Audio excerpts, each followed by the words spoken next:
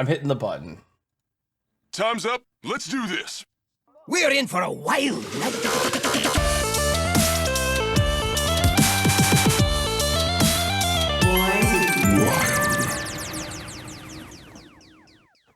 Welcome, everyone, to episode 236 of Born to be Wild, a wild Hearthstone podcast where we have fun, hanging out with friends, talking about the wild format of Hearthstone, and spotlighting members of the wild community. I'm your host, Hydralisk. It's great to be back on this wonderful Friday evening here in beautiful British Columbia. I am joined by my fellow host, Schmoopydady. Happy to be back contributing to the pod. And for the first time, we are featuring Boogerworm. How are you? Pretty good. I'm pretty good. Hooray! All right. So we'll do some quick housekeeping, and then we'll get to know our guest a little more. So for those of you joining us for the first time, welcome aboard. We record this podcast live every Friday evening at twitch.tv/borntobewildahs, and the video version of this podcast is then posted to YouTube shortly thereafter. Audio versions are also distributed to all podcast apps. However you are watching, listening, or absorbing via osmosis this podcast today, thank you. Yes, you. Content plug, Schmoopydady. Before we get into the main topic of the show tonight, I'd like to say a quick thank you to the patrons of our show. Your support means the world to us. If you enjoy this content, please like, subscribe, and comment on this video on YouTube. Another simple way to support the show is to leave a review on your podcast platform of choice. If you're watching live on Twitch, we've got some awesome emotes that you can unlock by subscribing to the channel. This is free if you use Amazon Prime. And finally, if you like to support the show financially, you can join our Patreon for as little as $1 per month. We have some channels in the Discord that are unlocked by subscribing to the Patreon, where you can see the show coming together each week. Check it out. If you'd like to interact with us personally, please join our Discord, a free and amazing online community of friends from all across the world who love talking about Wild Hearthstone. Links to all of this stuff and more, including our merch, can be found on our website, which is www.borntobewildhs.com.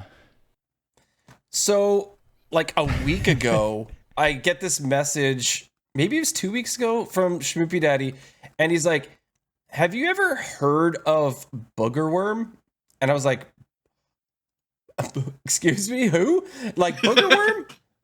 And he's like, yeah. He's this YouTube streamer who streams wild. And I thought to myself, I never think to look on YouTube, and I probably should.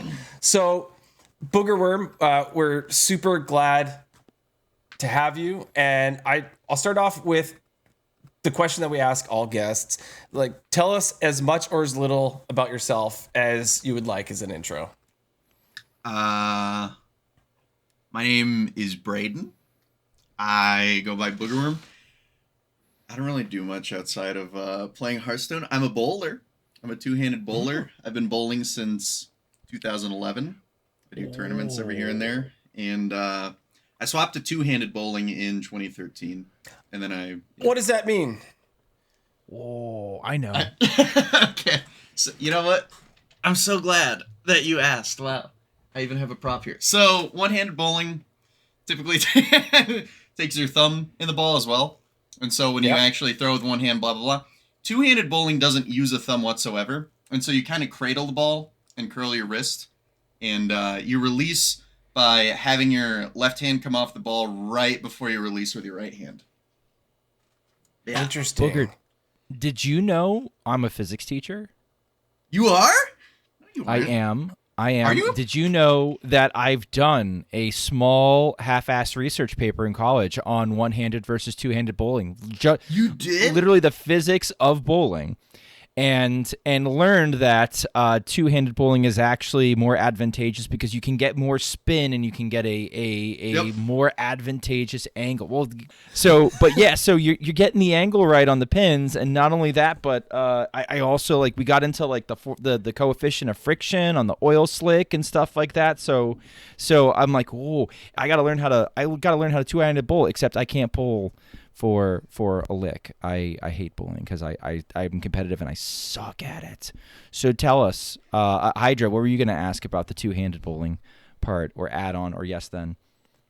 No, it was the exact same thing. I was going to ask what you spoke about is, do you have more control over the spin of the ball when you're doing the two-handed bowling? Oh man, you shouldn't have asked about like bowling stuff. I'm the biggest nerd. And it's funny that you actually mentioned coefficient of friction. The USB-C actually limits the amount of coefficient of friction that a bowling ball can actually have. First and foremost, that's kind of cool. But so I would say that the floor for revolutions or RPM, which is what everyone calls the spin, it's measured in revolutions per minute, RPM.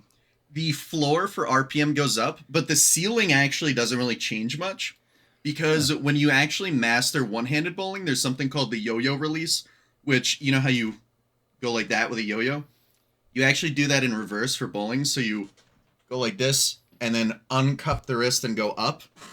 EJ Tackett. Oh, you shouldn't have asked about bowling. EJ Tackett's probably the best in the world at it right now. He gets about 510 revolutions per minute, and he's a one-hander. And Is there like a sensor in the ball that's tracking it? Or like No, how does it work that they're the RPMs? You have to either record it and do math, which is frames that it takes in the video for your ball to complete one full rotation. Divide that by the frame rate and then multiply it by 60 to extrapolate it out to a minute. Or it's actually not that rough. I do rev checks for people in the r/bowling Discord. Okay. I don't know what percentage of the cuts are. I just imagine like there's going to be a little error inherent there, right? Because you're only I always say that it varies anywhere from 20 RPM to like maybe 30 sometimes. It also depends on the frame rate of the camera and whatnot. Okay. But the floor for RPM with two-handed is so much higher because there's something called clearing your thumb. And to actually create leverage on the ball, you have to get your thumb out before your fingers, and that's why you see the motion that bowlers do, that, cup at the bottom, push forward, and then kind of keep pushing forward to clear their thumb out and then actually be able to lift the ball. Two-handers don't do that. We don't have our thumb in the ball in the first place. And so we automatically get more revs. However, most two-handers struggle with speed. That just blew my mind when you said revs. My local bowling alley is called Revs. It all makes sense. Expanding that is hilarious. On Born to Be Wild. Thoughts the guy who owned its name was Revelstoke or something. That is amazing. Well, I'm just getting snailed in chat. Chat is brutal right now. Unlucky. Snail. All right. So you introduce yourself as Boogerworm, and we got to know where does Boogerworm come from? It's quite creative. So there's a little game that I play, probably way too much. I think I have currently 5,600 hours in it on Steam alone, but it's cross-platform on your phone and Steam. So I have way. Did you just say 5,600 in Steam? Just Steam alone, yeah.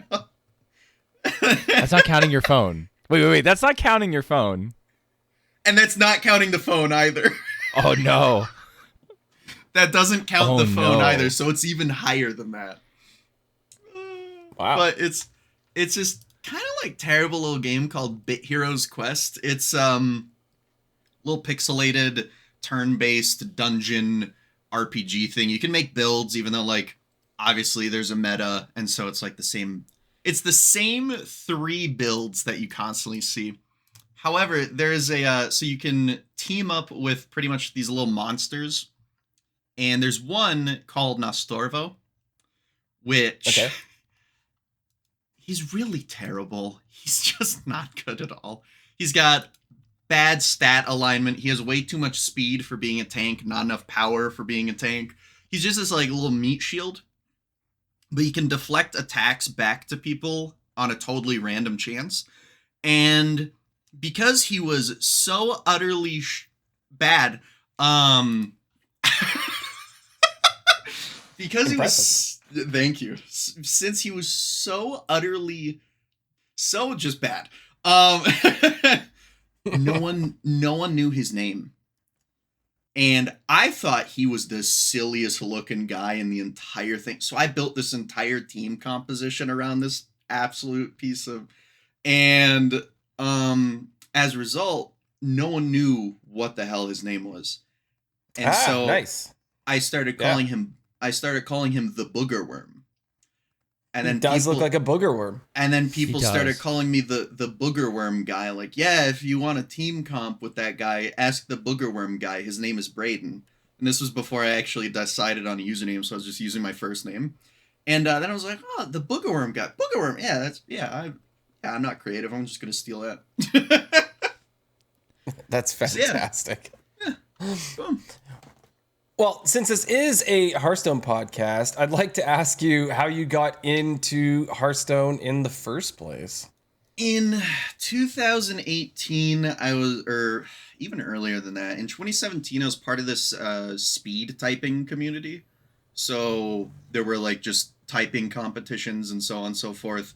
And there was a guy there named Thomas. And he played a lot of Hearthstone. And he's like, League is pretty terrible. And you should stop playing that game. You should play Hearthstone instead. And he bothered me for like a year straight until I finally went, okay, fine, I'll play it. So around 2018, I was a mid-range hunter main playing Savannah high main and flanking strike. Yeah. In 2018, oh, that was peak right there. And then That's what my son was playing in 2018 too, because he loved going face. yeah. And so as a result, I started playing it a lot, and then Disguised Toast made a video when Boomsday Project came out with Mechathune Druid. Coolest win condition ever made, and from there I was screwed. Yeah. I got hooked bad, and then when Mechathune rotated, or around the time the Mechathune rotated, that's when I swapped. That's when I swapped to WoW, because I'm like, I just want to play Mechathune all day. This is awesome. So I didn't really care about the standard meta at all. I just wanted to keep playing Mechathune, and then eventually I was like, wow, Wild is where it's at, man. This is where the heat's at. And so around 2019, ever since then, I was only playing Wild, and I never looked back once. Awesome. Mechathune's great. Did you play any? So you were told to play Hearthstone. Did like Blizzard ring a bell to you at all? Did you play any Blizzard games before that? I played Overwatch. It was a Reinhardt one trick. Yeah. That was it. Never played WoW. At first, I didn't even know that Hearthstone was a WoW game. Me neither. I literally didn't know until one day I saw I literally saw Gul'dan, and I'm like, I know this character. Why do I know this guy? My friend's like, have you ever heard of World of Warcraft? I'm like, yeah, I think it was lore videos for me. Same kind of deal. Like until you guys started doing lore videos, I didn't make a connection to, oh, Hearthstone is just WoW lore, but the people telling it are drunk. So like that explains a lot of the inconsistencies. Yeah. It's like an alternate universe of WoW where it's like non-canon and they can sort of do what they want. They take something that happened and then just expand upon it and make it silly. If you ever played WoW, it already is silly. Like the characters do silly things, they say silly things, but Hearthstone sort of takes it over the top, which is that because pretty good. Canonically, isn't Hearthstone an actual just card game inside of the WoW universe? Yeah. Okay. Yes. Played by patrons of the tavern. It'd be like if I decided I'm going to make a Barack Obama card and he's going to have this awesome effect. Yes. Or Obamacare. And you show up. Yeah, and you show up and you're like, "You know what?" And he was right there when Deathwing lost his stuff, and he was like, "No." And he stopped it a little but not a lot. right? And like that's kind of what Hearthstone does. That's kind of what Hearthstone does to WoW lore, and we love it, right? And then like I don't know, a Noyotrom falls out of his back pocket, and that's a card. You get the idea. Yeah. Yeah, for me, it was only because it was WoW. I never played like Pokemon TCG or anything else. Like I tried Magic back in like the mid 90s when it first came out. I tried it and it was really confusing because the text on the cards were like this long and I was a kid and I didn't understand. Yu-Gi-Oh. I was gonna say Yu-Gi-Oh's way worse. Oh man. I was like, and I was like, wizard poker, not for me. Like, I don't know. And then let's fast forward to 2020 where suddenly on a podcast about wizard poker. So it's a little Good silly. character But development. Did you ever for play any other card games, Booger? Like, did you get into any of card games? Like, I- you seem like a Yu-Gi-Oh guy a little bit. A so- little bit. I collected Yu-Gi-Oh cards and Pokemon cards, and then I tried getting into Yu-Gi-Oh, and my buddy would like first turn kill me all the time. And instead of going like, this game sucks, dude, I was like, dude, I want to do that. That's awesome. So I've carried that mentality into Hearthstone. Like when I get hit by the wackiest combo, I'm like, I want to do that. That's awesome. I want to keep doing that. I haven't seen somebody play with as much joy as you do in a long time. You're legitimately enjoying yourself. I like to think that I'm enjoying myself too when I play. I'm a little bit snarkier, but like if there's like a really ridiculous outcome, I can laugh at the absurdity of it as opposed to breaking my keyboard because I'm so frustrated that I lost to something so ridiculously unlikely, right? Like I find the hilarity in like the absurdity of the statistics, right? And like I watch you play with so much joy, and antics while even you're trying while to do. losing. I do Draka Rogue. You should have seen the first Draka Rogue stream that this guy was doing. He had memorized like 80% of the combo, but like the last step, he kept playing ETC in extra time for no reason, and we couldn't figure out why, and he didn't know how or why. But he'd memorized it that way, so it was like, I got it this time, guys. And he's looking great. His mana is 0. He can't play any more cards. Instant concede. I kept Tenwooing my ETC because I'm like, oh, this is just another bounce. This is great.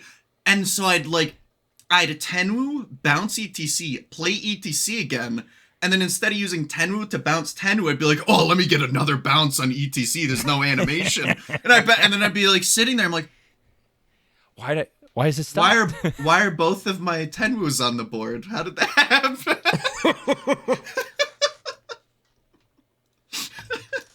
I actually watched your stream the other day of the hostage rogue, which that was so bad. It's so I warned funny. you. So because I had never warned heard you. of it by that name, right? Because I still have a list in my collection that I just called Domo Rogue because I didn't know what to call it. Yeah. And it was from like 2 or 3 years ago or something like that. Because Concerned Mom was playing it back then, and That's a username. I saw Concerned Mom play it, and you become Ragnaros, and then you just hit the button, and 8 damage goes anywhere. And I was like, this is so cool, and I spammed it so much. I loved it. I played it a lot.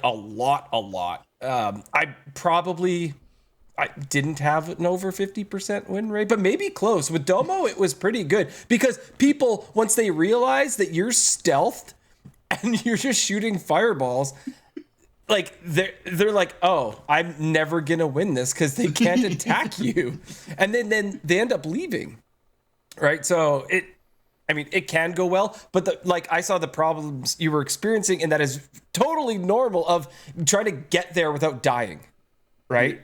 You have to get there without dying. It's like you see the destination, you're like, dude, I can trap my opponent in this game where I am just invulnerable, and then you realize the path there, and it's like I can die here, and here. I think I think I went like 2 and 8, and I was like, this deck's Dude, I can't even have fun with this deck. Oh my.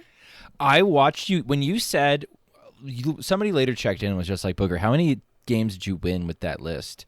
And you were like, I think I went 2-15. And I had watched you win the second game you played. So that like I'm looking at that, I'm like, wait, I had to tab out when he was like 4 games in. He won one more game for like the rest of that stream. My God. But you're going for it. But that's the thing, is like you can still have a good time. And do have a good time despite that nonsense. It's not quite like Mark makes levels of like this is not going to work out, but like there is that element of just like, well, let's just watch this guy do this ridiculous thing and see if he can pull it off and make a fool of himself in the meantime. It is really cool. The worst deck I ever played, and this was before I was streaming it. I went, I think, I went 3-22.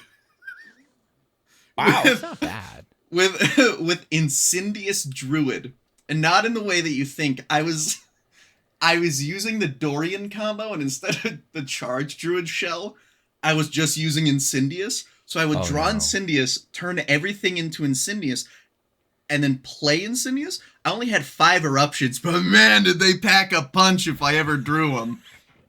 It was so bad. That's mental. Mill Death Knight was up there too.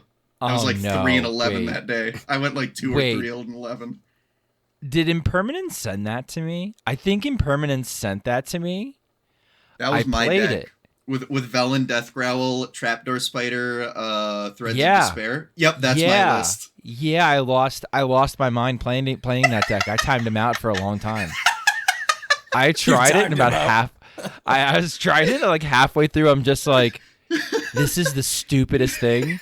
And like, so it depends on when a deck finds me, right? Like if a deck finds me in a good mood, I'll try it and I'll laugh about it if it doesn't work out. But let's say I've lost like 5, 6, 7, 8 in a row.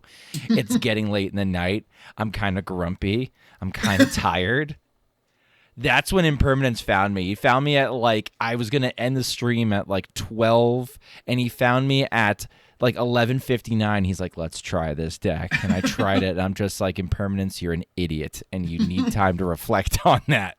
Take your 10-minute time out and shut up in the corner for a minute. That deck was putrid.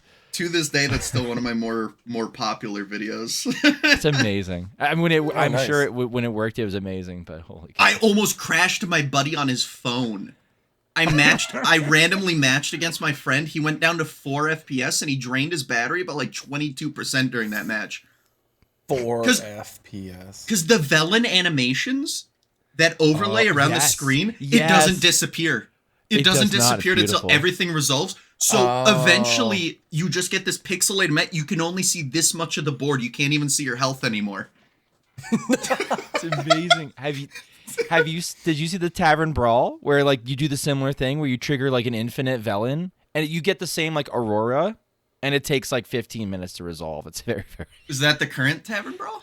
No, it was an old. They actually banned Velen because it's just like this is too obnoxious. Yeah, everything's like everything's a amalgam. Yeah, that's amazing. So you said you started playing like the whole 2018 to 2019 sort of era. At what point did you decide to start streaming and then actually, get on a regular schedule of streaming? September of last year. Oh, wow. That's awesome. Well, I will say your channel seems to be doing quite well. For especially for a wild channel where it was like, I was posting like videos about a browser game before those videos are still up. Like anyone can see me freaking out over like a browser game that's 14 or 15 or 16 years old. I will say you have amazing thumbnails. Oh, the live thumbnails, man. Let me tell you what.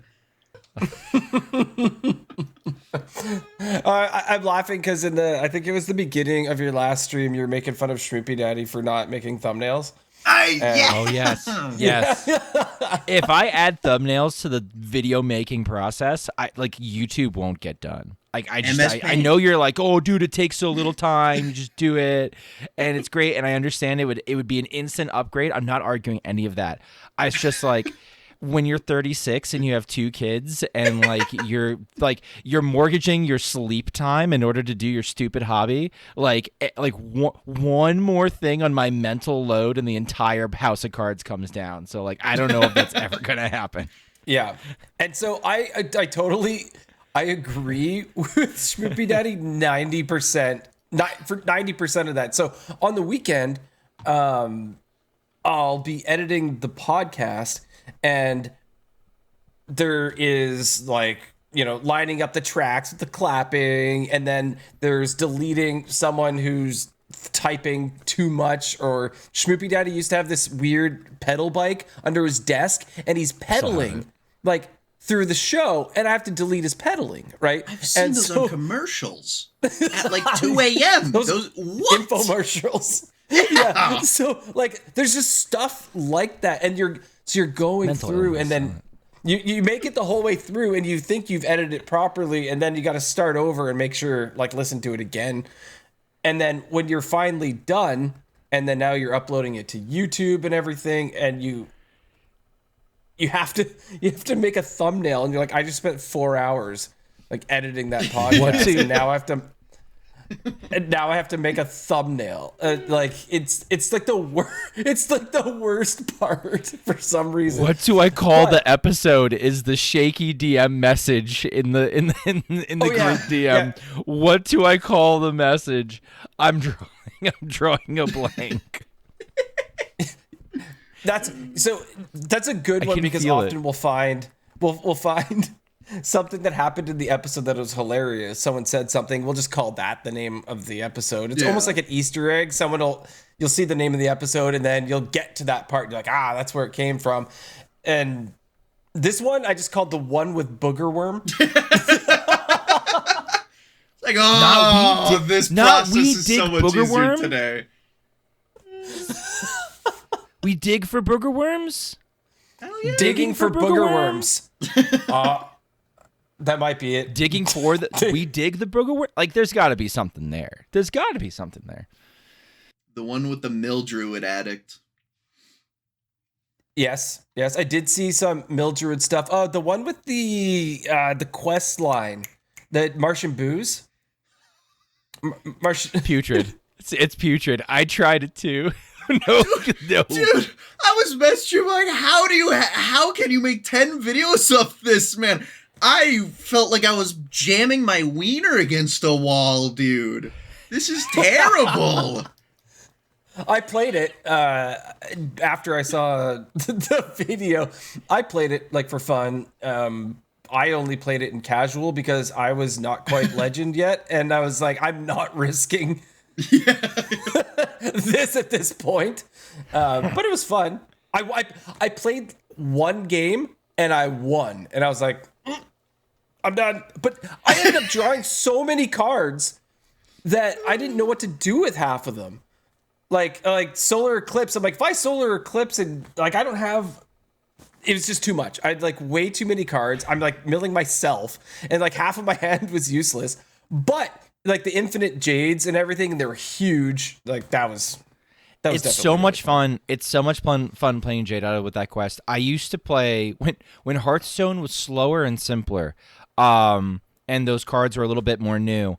I played that all the time, and I again, since we've gotten Guff, there's been no reason to do it. So having Ysera as a way to break the 10 mana cap, and we get to play that weird quest, and playing a Jade Idol and shuffling Jade Idols to fight against fatigue, and also making ramping Jade Idols is a cool sort of powerful thing you can do, until you realize that by modern power scales, it's maybe not the nuts. anymore like it used my to be. God. But there's a lot of nostalgia with it. There's a lot of gas with that deck. I saw the list and I was just like, this is amazing, Martian. You really cooked on this one. And then I tried it, and like you, Boogerworm, I went like 1-6, and I was like, all right. It looks I was like- it works way better than it is. I was looking at the shell and I'm like, okay, drum circle, yeah, I'm feeling it. Jade Idols, we can ramp up to like a vanilla, I don't know, 46 on turn 9. Yeah, this is looking good. And then you realize, like, yeah, vanilla turn 9, 46 of stats probably doesn't do anything. No. You just get shot in the head. Yeah. Yeah. Like, the most Holy unenjoyable experience. You're like, dude, I'm playing with my new toys. I get to ramp up my and it, boom, and you're dead. Unlucky. So when Schmoopydady had asked me if I had heard of you, Boogerworm, and told me that you stream on YouTube, as I mentioned before, it kind of clicked in my head that I don't often look on YouTube for streamers, because for me I'm just so used to Twitch that it's like harder to find for me someone that is streaming on YouTube, and it sort of opened my mind, like I should probably be looking there, and I never do. So can I ask, like, what was the reason that you decided to go to YouTube? It seems to be working really well, that I've noticed. So was there like a reason behind that choice, or what? So this sounds stupid. So like, I'm kind of like a man of principles. I will do things almost because I'm petty and out of spite, just because I just believe in it. And one of my things is, if I don't use something in my free time, I don't want to kind of put it up on a pedestal and be like, oh, I'm just going to use it even if it's beneficial to me. Like, I know Gotcha. 100% I'm hurting my own viewership. I don't really care. In fact, I got an email from Raid Shadow Legends. Nice. And they offered money for me to open up a second channel. I probably could have quit my job. Wow. However, I don't play Raid Shadow Legends. I don't want to. So I declined it. I'm like, yeah, I don't believe, like, I'm not going to do it just because there's some benefit for me. If I don't like your product or believe in it, I'm just not going to do it either way. And so I'm not a fan of Twitch as a platform. It's way harder for discoverability. I know that they did the homepage recommended for you. They kind of revamped it. It's still pretty terrible. I'm just not a fan of Twitch whatsoever. I think that their policies are pretty meh. I just don't use it in my free time, so I don't want to put it on a pedestal, even though I'm like an ant compared to, like, everyone knows Twitch, no one knows me, right? So it's not like I'm putting it on a pedestal, but I don't want to use it just because it could benefit me, because I don't use it in my free time, so I don't want to use it at all. So it's funny. You said you started September last year. We roughly started about the same time. I want to say I was like August. So like maybe I was a month earlier than you. You went mostly the YouTube. I meant mostly the Twitch. I did not see. So I'm fairly well connected in like wild circles. I'm a part of a bunch of wild discords. I know a bunch of really good wild players. And I've networked like with a bunch of different little communities in the wild community, right? So like because I like the game and I just did it. I didn't know I was going to stream before I ended up like, oh, look, I have a bunch of people I can tell, hey, look, I'm streaming now, come hang out. And even then, when I started posting on YouTube, we're coming up on a year of posting YouTube videos. I saw a point where like basically my stream stagnated at like 27 people a night. You go on YouTube for a few months, all of a sudden people are like, hey, I saw your video on YouTube. And like, I'm not getting a ton of views on YouTube as a little guy just starting out. We're talking like I might see like 20, 30 views on a video to start. And it's ramped up steadily from there. YouTube is like, I didn't know, like I'd heard Raffle say, hey, YouTube's way better for discoverability. Yeah, I've seen it. I don't even do thumbnails. And like in less than a year, I have over 500 people following the channel, but my Twitch viewership has more than doubled. So it's Yep. like you see the benefits right away of using YouTube, and you have a pretty healthy crew that comes and watches you play on YouTube. Like you pull like 40, 50 people on YouTube, I think. Fairly the times I've been in there, that's been fairly regular at least. And you might even do a little better than that on average. I don't know. I can't always catch your streams because I'm working. What? 110. Wow. Yeah. No, you get up there. Yeah. I start very early. I don't catch many of your streams because I'm usually working then. I was off the other week, so I was like, I get to hang You're out always and in there, booger like, and booger right streams. at the beginning, and I love when it's at the beginning, because then I can, like Chris 7, I'm just gonna name off a bunch of people. Fat Nothing comes in, Chris 7 comes in, Volek comes in, and literally, I read every comment, I read every message, so I memorize all of these usernames, too. Yeah, and then all of a sudden you leave, and then everyone comes in, so obviously you're the issue. Yes. I smell. I'm actively driving away your viewers. I don't know if you knew this. You can do this thing where you can unlike videos. I'm going in there and unliking every video while you're streaming, while I'm commenting, like, yeah, go booger, and I'm unliking everything. And then I'm unliking so that I can do it next stream. So, like, that's also helping depress the audience.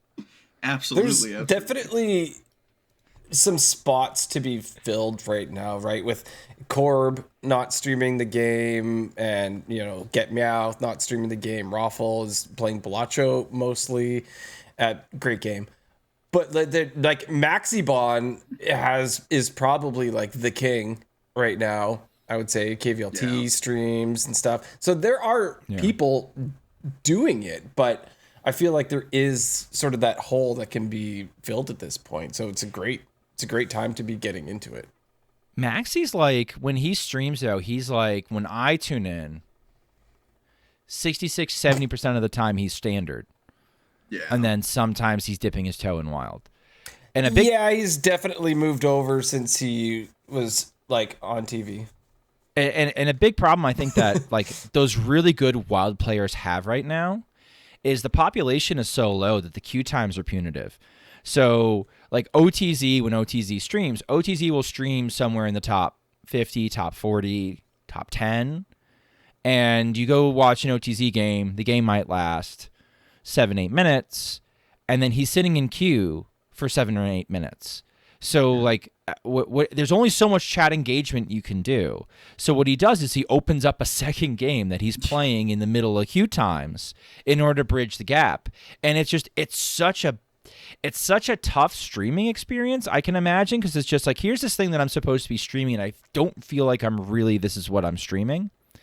And for like a viewer, it's like, what if I really want to watch Hearthstone play at Wild Hearthstone played at the highest level? I really can't see that. And 50% of the stream isn't going to be Hearthstone, not to any fault of the player itself, but being high elo in Hearthstone, pretty bad, at least for in viewership. Wild, yeah, especially for Wild. Yeah, absolutely. Yeah. Agreed. People tune in. Like I see Sinferno does very well. Again, the other night 80, 90 people, right? Speaking of wild streamers. Yeah, he's been growing a lot. Last stream that I saw him, he was doing really well. But he's got the same problem where like in between queue times are really long, and it's tough to say, well, I'm gonna mentally prepare myself to just sort of sit waiting for a match for a while. Now you said like league players are kind of used to that because like you could be waiting hours. You could be waiting for a fast game. 30 minutes for a queue, and oh man. I've heard horror stories of like waiting 2 hours to queue a game, and then the game lasts 7 minutes. And then my buddy was in queue for like 3 hours for one match. Game lasted 15 minutes. They opened mid, and they're like, "Yeah, this game sucks, man." It was like 4 kills to 36. It wasn't even close whatsoever. And so it's like, wow, I really just waited 30 minutes for a match where I really didn't even play the game. This is phenomenal.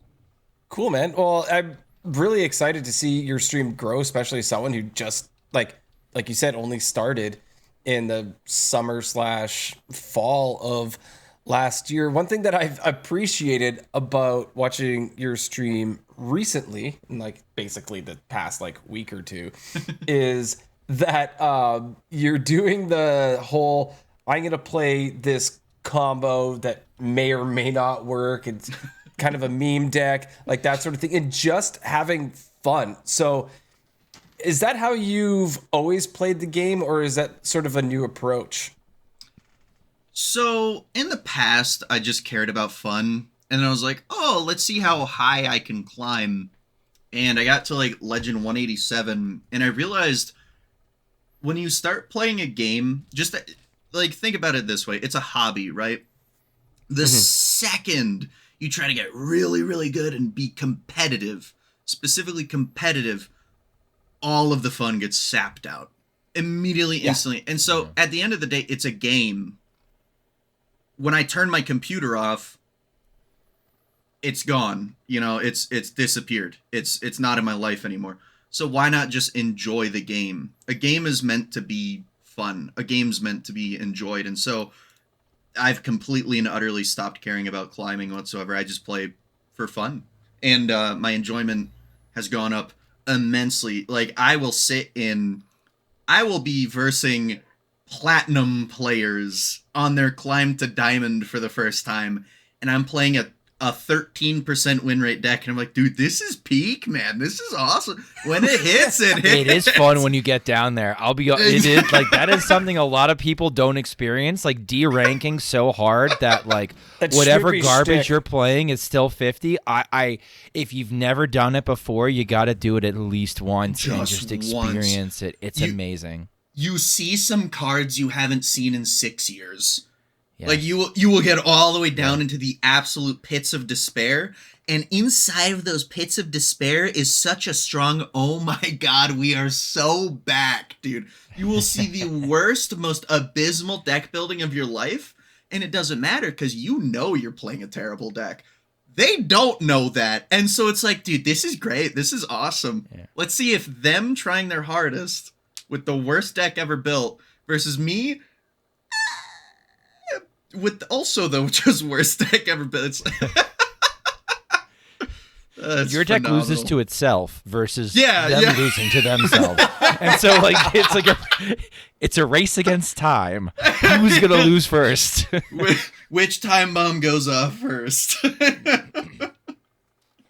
I don't know. When the second you start playing Hearthstone just for fun, you completely unshackle yourself from caring. A lot of people go, yeah, I don't care about rank, but the second they drop below 50% win rate, they stop enjoying the game. Well, now you're not playing for fun. You're definitely playing for some other ulterior motive. Whether or not it's rank, whether or not it's you just want to win, blah, blah, blah. Once you stop caring, about, oh, I want to win, oh, man, the game becomes so much more enjoyable. Moving on, Hydra, how was your week? My week was really good. Actually, I'm going to start off with today because today my son had the day off of school, one of those professional development days. I'm sure you know a little something about that. Schmoopydady. Oh, yeah. Some of them are great and some of them are a giant waste of time, but that's neither here nor there for this week. I got one of those next week. That's for next week's show. Yeah, I don't know what you guys do. Yeah, you could tell me. You could enlighten me after you do it next week. So just fill me in. But around here, I live in the greater Vancouver area, and we've got a lot of mountains that you could go skiing or snowboarding at. They're just out the back door, so to speak. And today, my son and I decided to go up to Cypress, and Cypress Mountain is really cool because I have an image up on the screen where I'm on a chairlift, I'm on a mountain, and I took a picture of the Pacific Ocean at the same time. Oh, yeah. So, cool. Like, that is beautiful. It's snowboarding. You could see a mountain adjacent, like across, where there's more runs on it and stuff. And then that's the Pacific Ocean. And if you look, you can actually see a bunch of barges and stuff in the water, in the inlet. Those are coming usually from like Japan or something. Right? Because everything comes into the Vancouver harbor from across. So anything that comes over from China, Japan, whatever, comes in there and gets on trains and then is like spread across North America. So it's really cool. Like the scenery is absolutely amazing. I always love it. And my son, I think he gets a little sick of me saying it. So my son is 16 years old, and I'm like, look, turn around, look up the chair. And he's like, yeah, I know, Dad. Because he grew up here. I grew up, so I believe boogerworm, you're like over in like the Wisconsin area or something, right? Central Wisconsin, So baby. I grew up in Winnipeg, Manitoba.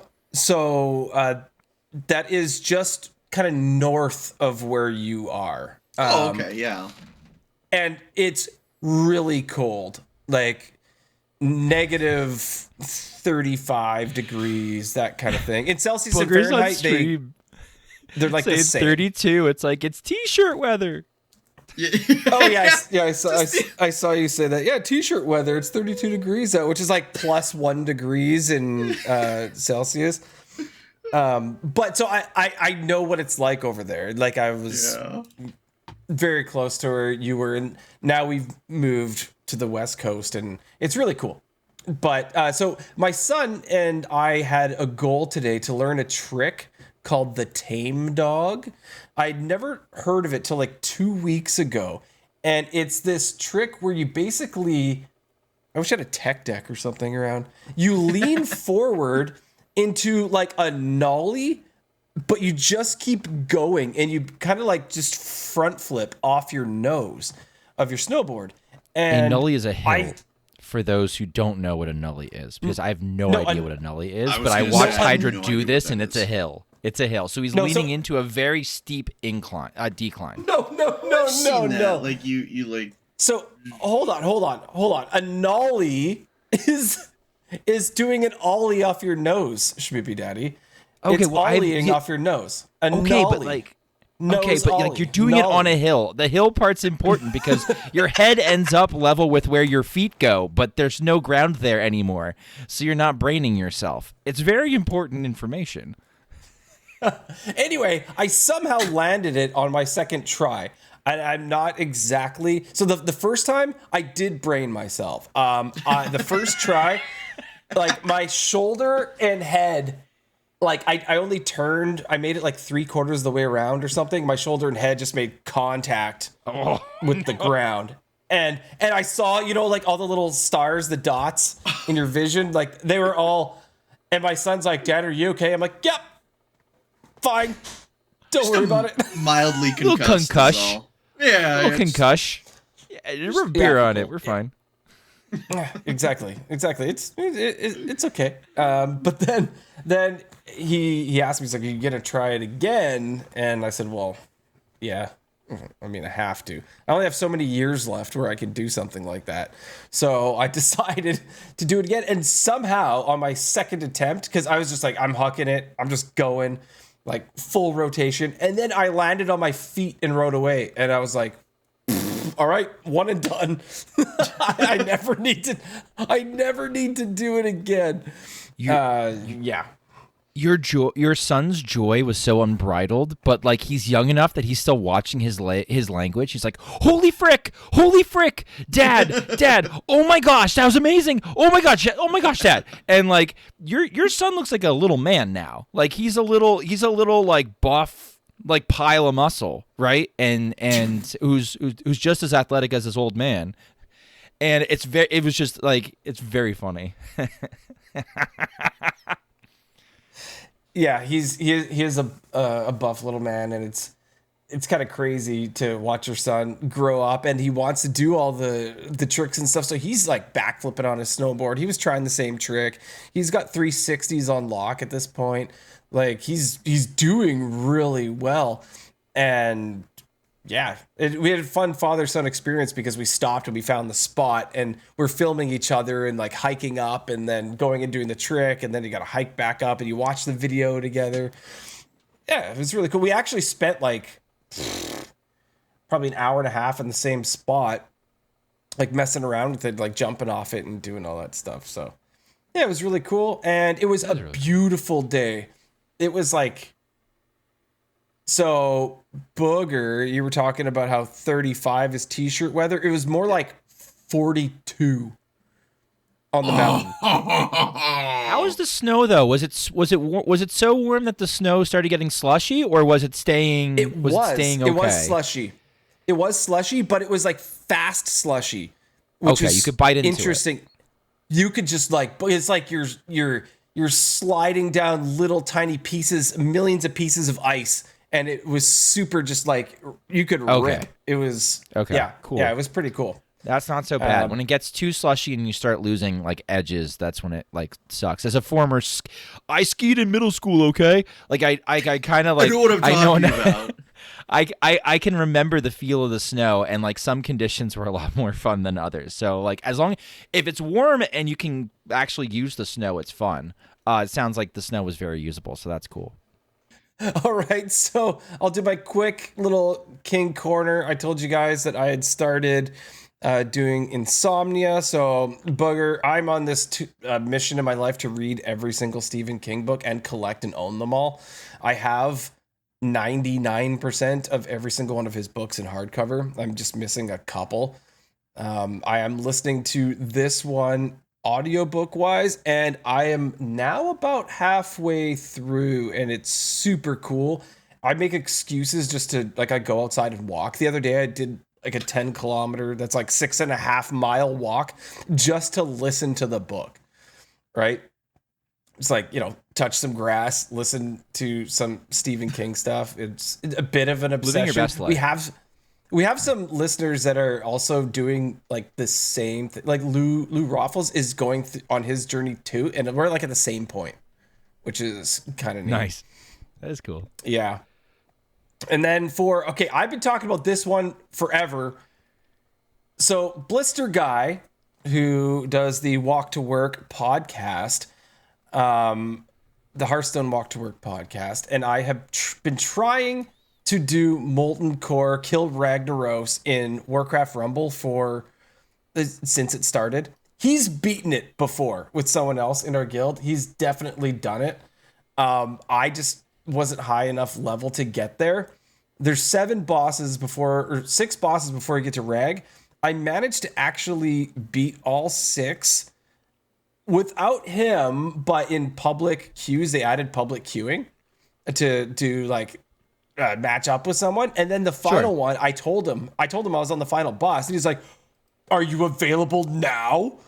This is like 3 days ago or something. And I was like, yes, I am. And he's like, "Let's do it. Let's kill Reg." Booger, this has been a saga that has gone on for months and months. This feels like it's just like it's like Blister Guy has been like trying to train Hydra up, and like Hydra's been the reluctant Padawan, and he's like come up short a couple times, and so this is like this is big news. Blister Guy has been the dad that like completely wants to lose it, but has had to keep it in and has kept it civil because he realized that Hydra's trying as hard as he can. But like this is real. I'm ready for the payout. Let's go. Well, what you get is you actually get Rag as your new hero, right? So you can't unlock Ragnaros as your hero until you beat this. And so I've been locked out of that, and so I finally have Reg. So it was super cool, and thank you, Blister Guy, for helping me with the final boss. It was a good run. We finally did it. Can't wait till they make the next raid in the game. But yeah, we got to hear about the fight though. Was it like anticlimactic almost? Like, were you so jacked at this point that you were just like, oh, this is easy, or was this like protracted and you like came out on top at the very end? Like what was it like? So when you're doing public queuing, so it's basically 2 people versus the PvE, the AI, right? When you're doing public queuing, you have no communication with a random person. Like, imagine in Hearthstone, if you just got a random partner to help you do something. Like that one tavern brawl where you're supposed to kill the stuff on the board, but they're attacking you because they don't understand, right? It's like that. So you get the good ones and you get the bad ones. It's like League and solo queuing in League. The amount of times that I've wished diseases upon my laners, man. Like it's difficult. So I did public queues, and I ended up actually getting all the way. Like I said, I beat the first 6 bosses with the public queues, and that was really cool. I think I got high enough levels on my deck that it's kind of like duels, not duels. What's it? Mercenaries. So Booger, I don't know if you played Mercenaries, but I still have my 2 mercenary packs. I still haven't even completed the tutorial. you have to level up your, like, imagine having a card you have to level up. In Mercenaries, you have to level up your cards or else they're useless, kind of thing. So it's the same in Warcraft Rumble. You have to level each one up. And so it makes it more difficult. You can't just go do something like in Hearthstone and immediately compete for high ranks because you have a card. You have to make that card a higher level. So that's how it works in Warcraft Rumble. So I was always just too low level. My team was always too low. But I finally got there, and that's the point. And super excited. I can now play as Rag Hero. Next. Oh, go ahead. So obviously Ragnaros as a boss is pretty awesome. Is this the classic case of like the boss is awesome, super cool, whatever, and then the boss as an unlockable character, the second you play him, it's like, wow, this isn't all that crazy. Well, he's not as big, right? Like, so Ragnaros comes out of this like pool of lava, and he's like 200 feet tall, right? He's like huge, and then when you actually use him, he's like 20 feet tall. Short. So that's kind of a thing, but it's still really cool. I have been one of those people in Hearthstone who prides themselves, or maybe has an addiction, I don't know, of having 100% collection. I have to have every card. And so I have every card, and I've had every card. I think I locked in my 100% collection. Maybe you're on board to be like whale, 3 or 4 years ago. Yeah, I've had every card for at least 3 years. That is disgusting. Yeah, and then I think I rubbed off on Schmoopydady, and he's up there too. I right? didn't know before listening to this podcast as a listener. I didn't know you got a golden coin if your whole deck was golden. So like, almost every mage deck I make is golden. Yeah. Well, now it makes you want gold cards, right? Or hopefully not. No. But like, I wouldn't say to invest in gold cards unless you had 100% collection, and then you could move into gold cards. I would not. I don't even think I have 100% of a single set. In the entire history of the game, I've never 100%ed a set. To be fair, I started the game a year after it was invented, so I only had to catch up on the first couple, like the original like core set that they had, and then Nax and GVG was like the only thing I had to catch up on when I started. So I've had a longer time to do that. Sounds like justification for going to the casino every day just because you went there like 6 months after it opened. No this comment. This is true. The pandemic was tough. The pandemic was really tough. So we talked a little bit about this last week, but there used to be 0 duplicate protection on anything. Oh God! And, oh my God! Yeah. So like I had mentioned that I had opened like 5 Nat Pegals, and I'm like, come on. Because legendaries were the first thing that they put duplicate protection on in the very beginning. But like, it was brutal. And then the Lore Walker chose, like, I had so many of them, and I'm like, this is ridiculous. Yes, I could turn it into dust. Don't worry, he's finally good in Libram Paladin. Yeah, and you know what's the worst is actually crafting a card that you got rid of is really bad. Is crafting legendaries that you were like, I need the dust, like way back in the day, and then you're recrafting it. So you disenchanted it for 400, and then you're crafting it again like years later for the full 1600 dust. For me, feels bad. That was golden Rattlegore. I was like, buddy, I'd love to keep. I'd love to keep you, but I can literally dust you right now and complete this deck. And I can craft you a normie, but you're gonna be a normie a while. I think I've made my Rattlegore golden. I think like we had that moment. Arfis too. Poor Arfis. Arfis, I was just like, oh, this dude's the nuts. And then I played him like, this dude is not the nuts. Arfis, I'm sorry, buddy. I'm going to have to put you out to pasture for a little while. I'll catch you on the flip. The only cards I've ever in my life made golden was Archmage Antonidas years ago. Then, just the other day, so there was like 4 years in between this, I made Due Process and Naturalize golden. That is it. Okay, wow. Booker, respectfully, Jade Idol. That's a pretty good idea. That's pretty. I did buy the Diamond Kill Jaden too. That was my first intentional golden was Jade Idol. Dude, the upgrade in animations from normal Jade Idol to like I'm summoning 2020s and there's like lightning and it's golden and it's flashing is pretty sick. Jade Idol, since you play Mildruid so much, I think Jade Idol actually makes a lot of sense. Jade Idol might actually be if I ever mill my Kill Jaden, which is I've only ever bought one signature card and I've only ever bought one diamond card just by itself. I bought signature Barnes because I'm like, oh, that's cool. I can like he looks terrible. And then like Diamond Kill Jaden. Yeah. And Diamond Kill Jaden because I'm like, oh my god, now my demons are golden. And if Patches is in there, now he's diamond. Whoa!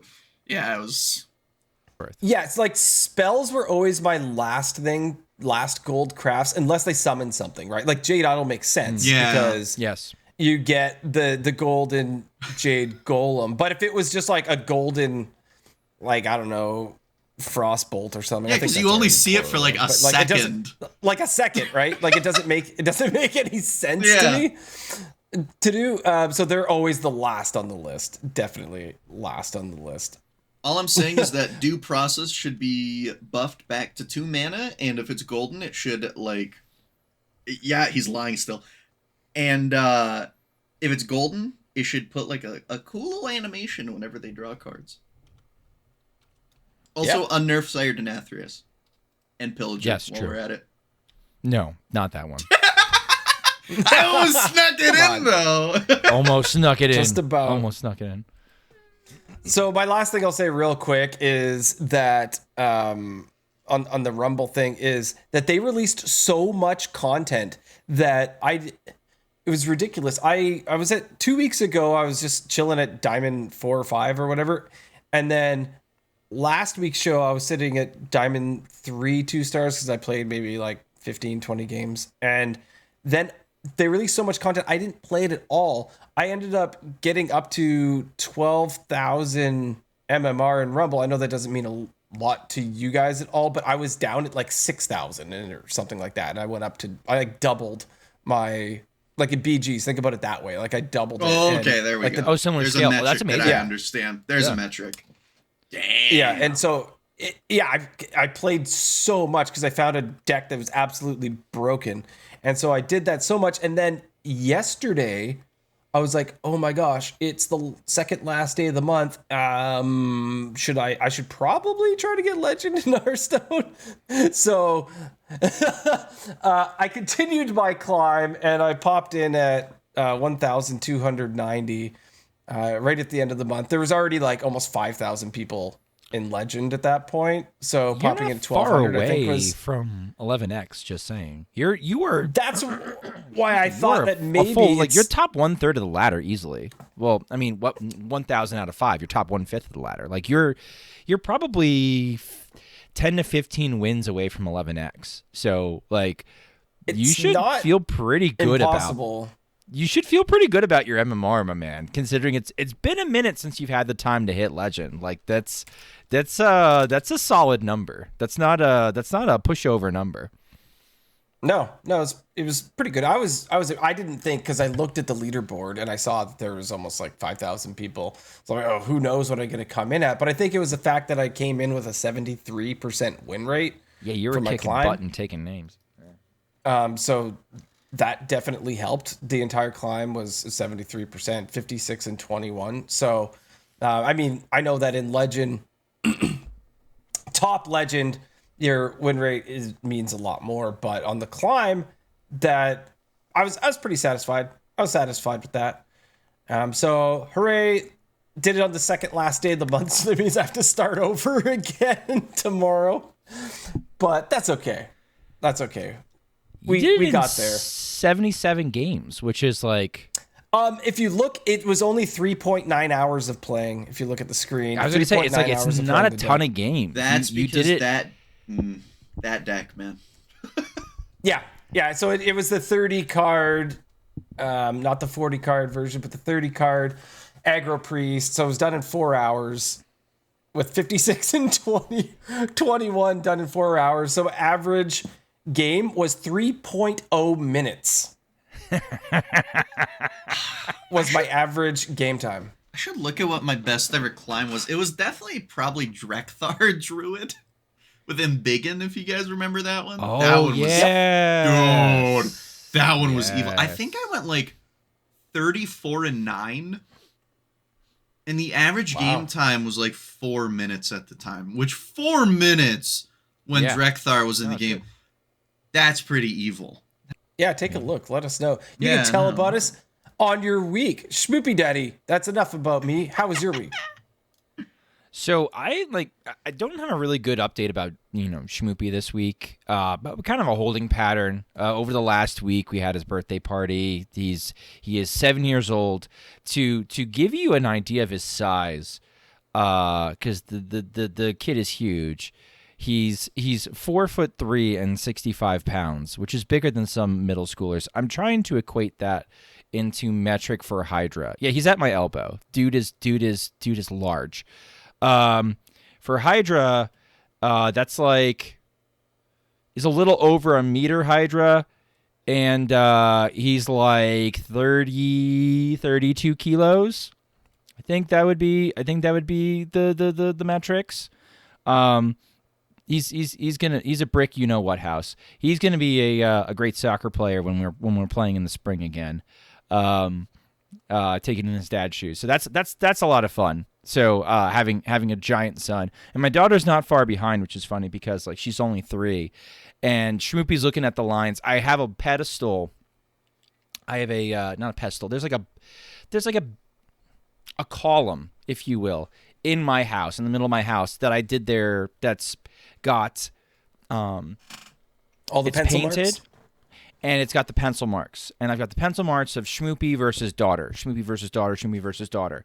And he's looking at it and he's like, well, daughter is always a little bit shorter than me. Daughter's always a little bit shorter than me. I'm like, all right, Schmoopy, there's 2 things. Because Schmoopy's got a big head. You got to deflate him pretty regularly, or else he'll float away. And it's like, all right, 2 things you need to understand. Thing number 1. Girls grow a little bit differently than little boys. They start out smaller than little boys, but then they get taller real quick, and then they basically stop growing. That's the height they're going to be as women. And so Schmoopy, your sister's a giant. She's going to tower over her class because she's like basically at like his height, but like just a little bit short each time. And like not the gap is growing. The gap is maintaining. She's just a little shorter the entire time. So I was just like, oh, yeah, she's going to be a beast too. And then the other thing I have to sort of dial Schmoopy back about is like, okay, so you look at me, Schmoopy, I stopped growing, and you don't know when that's going to happen for you. So don't get too full of yourself. And so he's like, all right, Dad, all right. So he's at my elbow now. We'll see. I won't put him in intensive soccer training in 5th grade, and that probably won't stunt his growth this time. But he's doing well, and he's physically adept, and that's my Schmoopy news for the week. Just sort of checking in because I like checking in his physical stats at the yearly mark because I'm a science nerd. For my Hearthstone week, I started a Survivor competition. I feel like I started it too close to the end of the month, but I really wasn't keeping track of when the end of the month was because I'm trying to get more casual in Hearthstone. I stopped playing in THL, which was a tough decision. I'm very competitive, and I don't like getting my teeth kicked in a 5v5 matchup. And so for example, I played in Linny, who's another Hearthstone streamer. She mostly does standard, but she's been dipping her toe in wild here and there. She held a special tournament for her subscribers, and she goes, okay, so anybody who's subscribed can enter the tournament. A viewer donated a golden mini set to the winner, and then the runner-up would get like 20 Blizz bucks or something like that. So I was just like, well, at the time, only 3 people had entered. I entered, it was for standard, but I entered, I was like, this is for kicks and whatever. Ended up being like 12, 14 people. I brought an all-smork lineup. I brought Weapon Rogue, Elemental Shaman, Hero Power Druid, and did I say an Elemental Mage? I think I said Elemental Mage. Oh, Zarimi Priest. And Zarimi Priest, which I had significant... I'd hit Legend with Zarimi Priest sort of casually in a different month. So I kind of knew what was going on. They just added Protoss cards. I was like, all right, whatever. It's got to be the same deck. I ended up losing. It was double elimination. I lost to somebody who got to the semifinals, and I lost to somebody who got to the finals. I had 1 DQ, and the 2 matches I played against normie standard players, I went 6-1. So that was pretty cool. No, I didn't go 6-1. No, I went 6-0. I 3-0'd the normie standard players, the run-of-the-mill boys and girls, which was kind of fun, being like, okay, I'm just going to smork. I found out I love Weapon Rogue in standard. Weapon Rogue feels a lot like old Kingsbane, or even I realize kind of like Scimitar Rogue. When Scimitar Rogue was around, it's a lot more like use every bit of mana to milk every single bit of damage out of what you can deal, while also kind of keeping in mind how many taunts they can produce, how many answers you need. And there are some terms where, like, do you swing, do you not swing? Do you buff and swing, or do you not buff and swing? Do you know you're getting a buff next turn? Do you save the swing so that overall you're going to have more damage in the long run?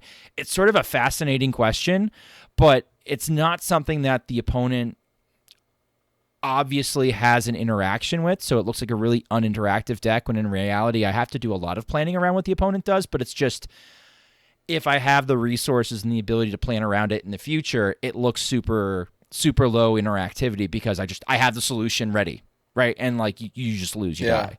I had a couple of standard players watch me play it to Legend who were just like, you seem to be playing this deck better than I do, because I just go face all the time. And it reminded me of old Kingsbane, or like, okay, I can't buff my Kingsbane. I got to buff a dagger. How do I win as a Kingsbane if I haven't found my Shiny Finder and I haven't found my Kingsbane? Screw it. We buff with daggers and just go from there. So that was a lot of fun. The standard version in the budget deck, somebody's just like, can I submit standard Weapon Rogue? I'm like, sure. It's 3-0 right now in Wild. There are some very obvious... There's some very obvious upgrades we can do. We can add Cutting Class. We could add like Wicked Stabs over like the burn spell slot. There's a weird burn spell slot where we're vacillating between like the spell that gets us a coin or the spell that prints a tendy. I think Wicked Stab could just slot right in there. We could cut a mic drop. I hate mic drop. We could cut a mic drop, or even maybe a hip hop harmonic, because it's really not that good in that deck because of the cadence. And we could put in Cutting Class, and we could cut probably Dubious Purchase and get another Cutting Class, and now we're drawing cards for free. Deck should probably get Passage, but it's tough to see where you want to use your preps for Passage when you want to use your preps for Sharp Shipments and other things. Cards that I said was one of the worst cards ever printed ever. You'd never put it in purpose on a deck ever. Turns out it works out great with Sword Shiner, so I was made wrong there. Thanks, Blizzard. But that, like, streaming the Blizzard, the budget decks are cool, because I went from rank like 2,000 Wild to rank like 1,000 Wild, streaming decks that cost less than 5,000 dust, either have 2 legendaries that you have to craft or less, and use core and or free cards that don't count towards the dust count. So we got Vargoth for free. Vargoth would not count towards the dust count. We got Thunderbringer for free. That wouldn't count towards the dust count. I was even accused of cheating in one of my games because I was playing Nazmani Priest with the Protoss spells, and you make a 0 mana light speed that's repeatable over and over again. You buff a charger, and then you make copies of the charger. I was already in my next game when my opponent apparently got out of animation hell, and they accused me of. They added me and accused me of cheating, which I found absolutely hysterical because anybody who watches me stream, I am 36 years old. I am the furthest thing from a Zoomer. I wouldn't say that my APM is unfortunate, but it is not top tier. And so, like, everybody in chat was losing their minds because they're just like, "You're cheating? You slow, you know water? Yeah, no way." And it was just very, very funny. For the person who accused Schmoopydady of cheating, he has a hard time making sure his headphones work before the episode. So like he's real and true. He's not animation cheating. And on top of that, we've talked about how the community as a whole is so bad at identifying cheaters. Boogerworm plays Dracarogue, and I'm sure has been probably reported of cheating multiple times. What's your top score on Dracarogue? 35. 35 no cheats. 35 no cheats. And that's without the Shadow of Demise line. You can get up to 43, 44 with Shadow of Demise on PC if you use it on Bounce Around. Yeah, and like, dude, let's be real here. Sure, I used to play APM decks 4 years ago. I'm a Mill Druid player. If I can hit a 35 dagger, I don't even know how to read. You guys can too. There's a reason why tennis players get worse when they're like 34. They like drop off a cliff. You lose the control of your fast twitch muscle. We played a match on Born to Be Wild. I played against Martian Blue. I played Ignite Mage. I know you love Ignite Mage. The timing of like when you grab the Ignite and sending it, but then you're waiting, and you're grabbing the Ignite and sending it, and then you're waiting. The animations are not. They're asynchronous. They're not synchronized at the same time as your action. The community is really bad at identifying when people are cheating and when they're not.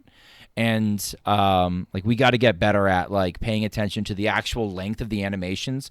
If opponent is doing things and they seem to be doing things unnaturally quick, ignore the rope. The rope is useless. Like if you really wanted like log out, log back in, you'll see what the actual conclusion of the match is. It's not worth it. But it was just like highlighting like we suck at figuring out when people are cheating, and that was just put on full display for me. People call Danila a cheater so often. And he's really good at it, right? Yeah, he's probably Europe's best Dracarogue player. He's like always top 100 playing it. He's the guy that when he was teaching me, he's like, get to the voice goal now. You know, super thick Russian accent. It's like, yes, dude, this guy's an assassin in game and in real life. Let's go. And just like first game or second game off the rip screen sharing, he hits a 43 dagger. And I'm like, so what's your high score? He goes, 44. I'm like, yeah. Okay, sure. Yeah. You like, almost hit a personal best right in front of me. Sure. Yeah. Okay. And it's like, okay, yeah, all right. And he's sitting there like explaining stuff during the animations. And then he hits the Shadow of Demise line. And I've never seen someone click things so fast in my life. As the bounce around happens, all of your minions are playable on the board, and all of a sudden they're up. Yeah, they're sitting there as the animation is trying to pull them up. As the animation was trying to pull it up, all of a sudden you just saw the it's green, right? The playable thing. Yeah. All of a sudden you just saw the green circles just disappear on random minions. And then you just saw a red arrow towards your opponent's face. And you're like, what did you just do? It's like, oh, well, you just memorized the location of the bounty board, of the ETC, and then the scabs. And then, so you do Shadow of Demise, and then you double click the bounty board. Then you double click like ETC because it's free now with the bounty board, of course. Duh, everyone knows that. And then you like double click scabs, double click the other scabs, swing the Drock out in the middle of this, and then just swing at their face. It's like, brother, what? And then he just goes, yeah, it's really easy. Screw you, man. I looped ETC with ETC over and over for 5 games straight, and then exploded. I don't think I could ever do something where I need to point a bunch of stuff face in an APM deck, because from the beginning of me learning how to play Hearthstone, from playing on like a phone or on mostly on a phone, is you would, like, let's say you're shooting a fireball face. If your finger left the screen at any point, you'd hit like the minion that's on the other side of the board by accident, right? So I've trained myself, and I don't play on phone anymore, but I've trained myself with my mouse. I swoop around the board with my mouse every single time, which is definitely gonna affect APM, right? If you're aiming stuff face, doing the swoop ult, and I don't do it on purpose. I don't do it on purpose anymore. It's just that's how I learned to do it because of misclicks, right? So the swoop every single time. And I would imagine when you're doing a whole APM turn, the swoop, even let's say it's a fraction of a second, is going to add up to multiple seconds over the whole turn. I know that APM boards and Battlegrounds players learned to grab a minion and then do a circle with it first, because when you start doing really high APM turns, the animations just misalign, and so when you grab something, it won't show you that you're grabbing the wrong thing until you do a circle with it. And so they would grab it and do a circle before selling things, and grab, circle into sell, grab, circle into sell, and stuff. Also, funny enough, that's not the right one. Okay, that's why they do that, because I see that. Yep, and I see them see stop. the circle up. They grab it, this one. and they loop around and then sell it. And funny enough, the Dracarogue record is now 62. And that is done only on a phone. You can only get above like 47 with a phone. Somehow, so the Tenwu animations, what you can do is the Tenwus, instead of having to click your hand, at some point during the combo, you have both the Tenwus floating, and because the animations can't catch up and shove them into your hand, you grab this Tenwu, click here, grab this Tenwu, move up, click here, grab, and so you just see the Tenwus start sneaking up the screen, just, and together they fly. Yeah, and then since they're getting so far away from your hand, they start turning like sideways. So as they go, it's like, no, sideways, like 3-dimensional. Yeah. And so they just start doing Shutterwalk? Have you ever done that with Shutterwalks, where you're just like chucking Shutterwalks around? Yeah, and all of a sudden, like, it's just like, and like one gets like sideways, this, and blah blah blah, and you're like, why is he looking like that? That's weird. Yeah, and then it turns green, and you're like, oh yeah, I can grab that too. Good times.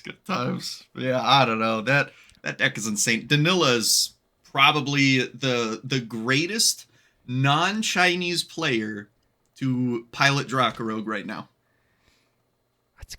That's cool. So yeah, you can get accused of cheating even if you're a boomer, apparently. Yeah. Unlucky. And the last big thing I think that happened to me as far as my week goes, it was cool. No Hands was doing Wild Wednesdays. He really likes playing Seedlock, XL Seedlock in our format, and having some funny turns. Deck's really good. Deck has pivoted from being more anti-Reno to be and sort of vomiting boards to being more anti-aggro, while also being good into slow stuff. And so he was showcasing that format. And when he was done, he rated me, which was really cool, because it's usually like, hey, here, take 600 people and go from there. And it's happened before on Wild Wednesdays, and I'm usually the not the only wild person who is streaming, but I'm probably one of the bigger people who's going at the time. So it's always cool to catch that number of people and introduce myself to the No Hands people. And it does help. It's like it's a big bump in a month to have, like, you can tell when the No Hand raids comes, because it's just like you look in your graph and your graph just goes up, and it's just it feels good. So that was cool, having a bunch of people and showcasing the wild format, and showcasing at the time we were playing budget decks. Like, we were playing We're playing like Libram Paladin that costs less than 2,000. Oh, that's perfect. We're playing 1880, yeah, that one. We're playing like Dreadshot's deck that costs like 4,000 dust, and what was hysterical was Dreadshot actually queued into no hands and made no hands restart the client 3 times because Dreadshot plays Nazmani Priest with Sister Sylvana. I call it Sister Priest. And so Dreadshot's discovering spells and throwing spells and doing things and like doing lots of like I always. The example I give to the deck that Dreadshot likes to play versus the version of the deck that Dreadshot made that I prefer to play is I make a charger and I go face. Dreadshot has to discover win cons. Dreadshot is, if you watch Indiana Jones, Raiders of the Lost Ark, is the guy who's swinging the scimitar around, and he's looking with a red turban, and he's looking very, very intimidating, and that's like the Sister Priest version. And the Charger version, I'm Indiana Jones. I take out my gun and I shoot the guy with the sword, and I move on with my life because I've taken care of business. I'm no longer threatened. So like it's very funny the analogy between the two things, and to showcase that to like, hey, we could still do some really fun degenerate wild things on a budget is really cool. So, Booker, how was your week? Real quick, do you know why that scene ended up just Harrison Ford shoots him? No. There's an actual reason that wasn't supposed Wasn't to he be. hungover? Wait, he had diarrhea. Hungover? He had diarrhea Oh. that day. It was something like that, right? Yeah, Like straight up. And then they're I like, can't do the fight scene. yeah, and then they realized after he pitched the idea, they're like, that is really Indiana Jones to just watch him do that. Why do fancy lasso stuff, which was in the script? They're like, yeah, just shoot him. Also, and it goes so well. It goes so well with the scene. Yeah, It's an iconic moment, and I use it, and you can use it a lot with Hearthstone decks. Where it's like sometimes it's like, okay, just like let's just apply swinging, the stuff, and then the razor of logic. The yeah, let's just do the thing. I'm sorry, Booker. How was your week? Real quick, I had to just get this dig in on you. The best part about the no hands stream rating you is even though you have hands, you have the same APM as him. So it's like there's almost no difference between the two streams. It's true. No, it's true. Yeah. Yeah, we're roughly the same age, but instead of controlling the game with my eyes, I can use my hands. I use them all the time to read books and do other things during stream, like make Tiny Finn kiss the camera. But they're not adept. They're not adept at this point after 36 years. Yes, there's is Linny here? Oh, you're getting free crushed by Crush. No, she's not here. Unlucky. So tell us about the fire you started.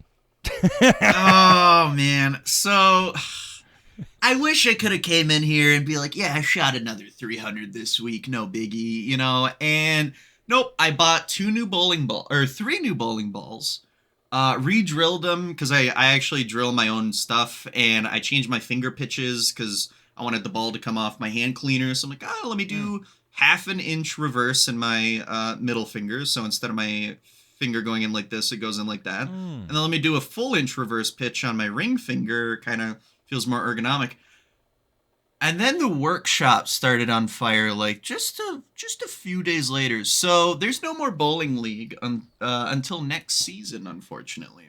Unlucky. I'm sorry. Sucks. I'm gonna try to sub at a different place, but yeah. As someone, so I am a journeyman machinist. I've drilled many holes. I am curious, how does the process go of drilling your bowling ball? What is that process? It's a pretty standard drill. It's a 31-32, almost an inch, just slightly less than almost an inch. In fact, it is 1/32 less than an inch. So you just use that, and since what's your work holding? How do you hold the ball? There's an actual cup that just perfectly. So there's pretty much a cup that goes in. You use I don't know what the heck they're called, but like an O-ring is what I call it because it reminds me of The ones that you put in your keyboard to reduce the noise, which I just don't believe in that apparently, and everyone yells at me on stream for how loud my keyboard is. But it rolls up, then it suctions down a little bit, and then you put a piece of metal over, screw it into the actual table itself so your bowling ball doesn't move whatsoever. Standard stuff. And then you just drill 3 inches in, and that's because these grips, I don't use these. These are called power lifts. If you actually take it out and just turn it around, the other side is perfectly oval. Or perfectly circle. Oh. And so you actually get 2 different grips in one, blah, blah, blah, blah, blah. They're called vice grips. And so those are 31, 32, whatever. However you say, they're almost an inch wide in diameter, you know? And so that's the standard size. You drill 3 inches down into your bowling ball. And funny enough, that changes the physics of the bowling ball. A lot of people don't understand. There's also... Of course it would, yeah. Yeah, there's It's also... balance. It's because it removes anymore. mass. It removes mass. So it throws off the okay. And so funny enough, rotational physics. Inside of every single bowling ball, there is a heavy block called a core. There's asymmetrical cores, which are designed to be asymmetrical. Then there's symmetrical cores. A lot of people, for some reason, forget that when you drill into a symmetrical ball and you hit the core, it's no longer symmetrical. And they never account for that whatsoever at all. But anyway, so yeah. Can I tell you one thing about that, which is, this is kind of like meta, is that drill chuck that you're using that's in that drill press or milling machine, if you look on the sides of it, there may possibly be holes drilled in random spots on the side of it because that drill chuck itself had to be balanced. So they will, if it doesn't spin perfect, they will drill small holes in random spots on the side to remove mass so that it spins perfect. I'm not gonna lie, physics. I honestly thought that I saw that and my stupid brain was like, oh, it's for aerodynamics, so it spins faster. I don't know. Yeah, it's to balance it. That's cool. But yeah, and so you just drill 3 inches down.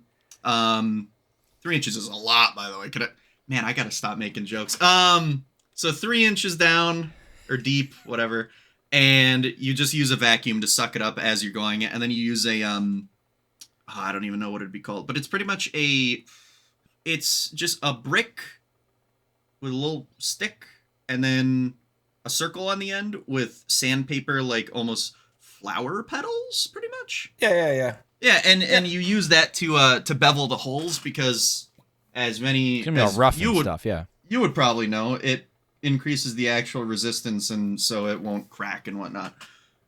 Because a beveled hole is so much stronger than a hole that's not beveled. So, yeah.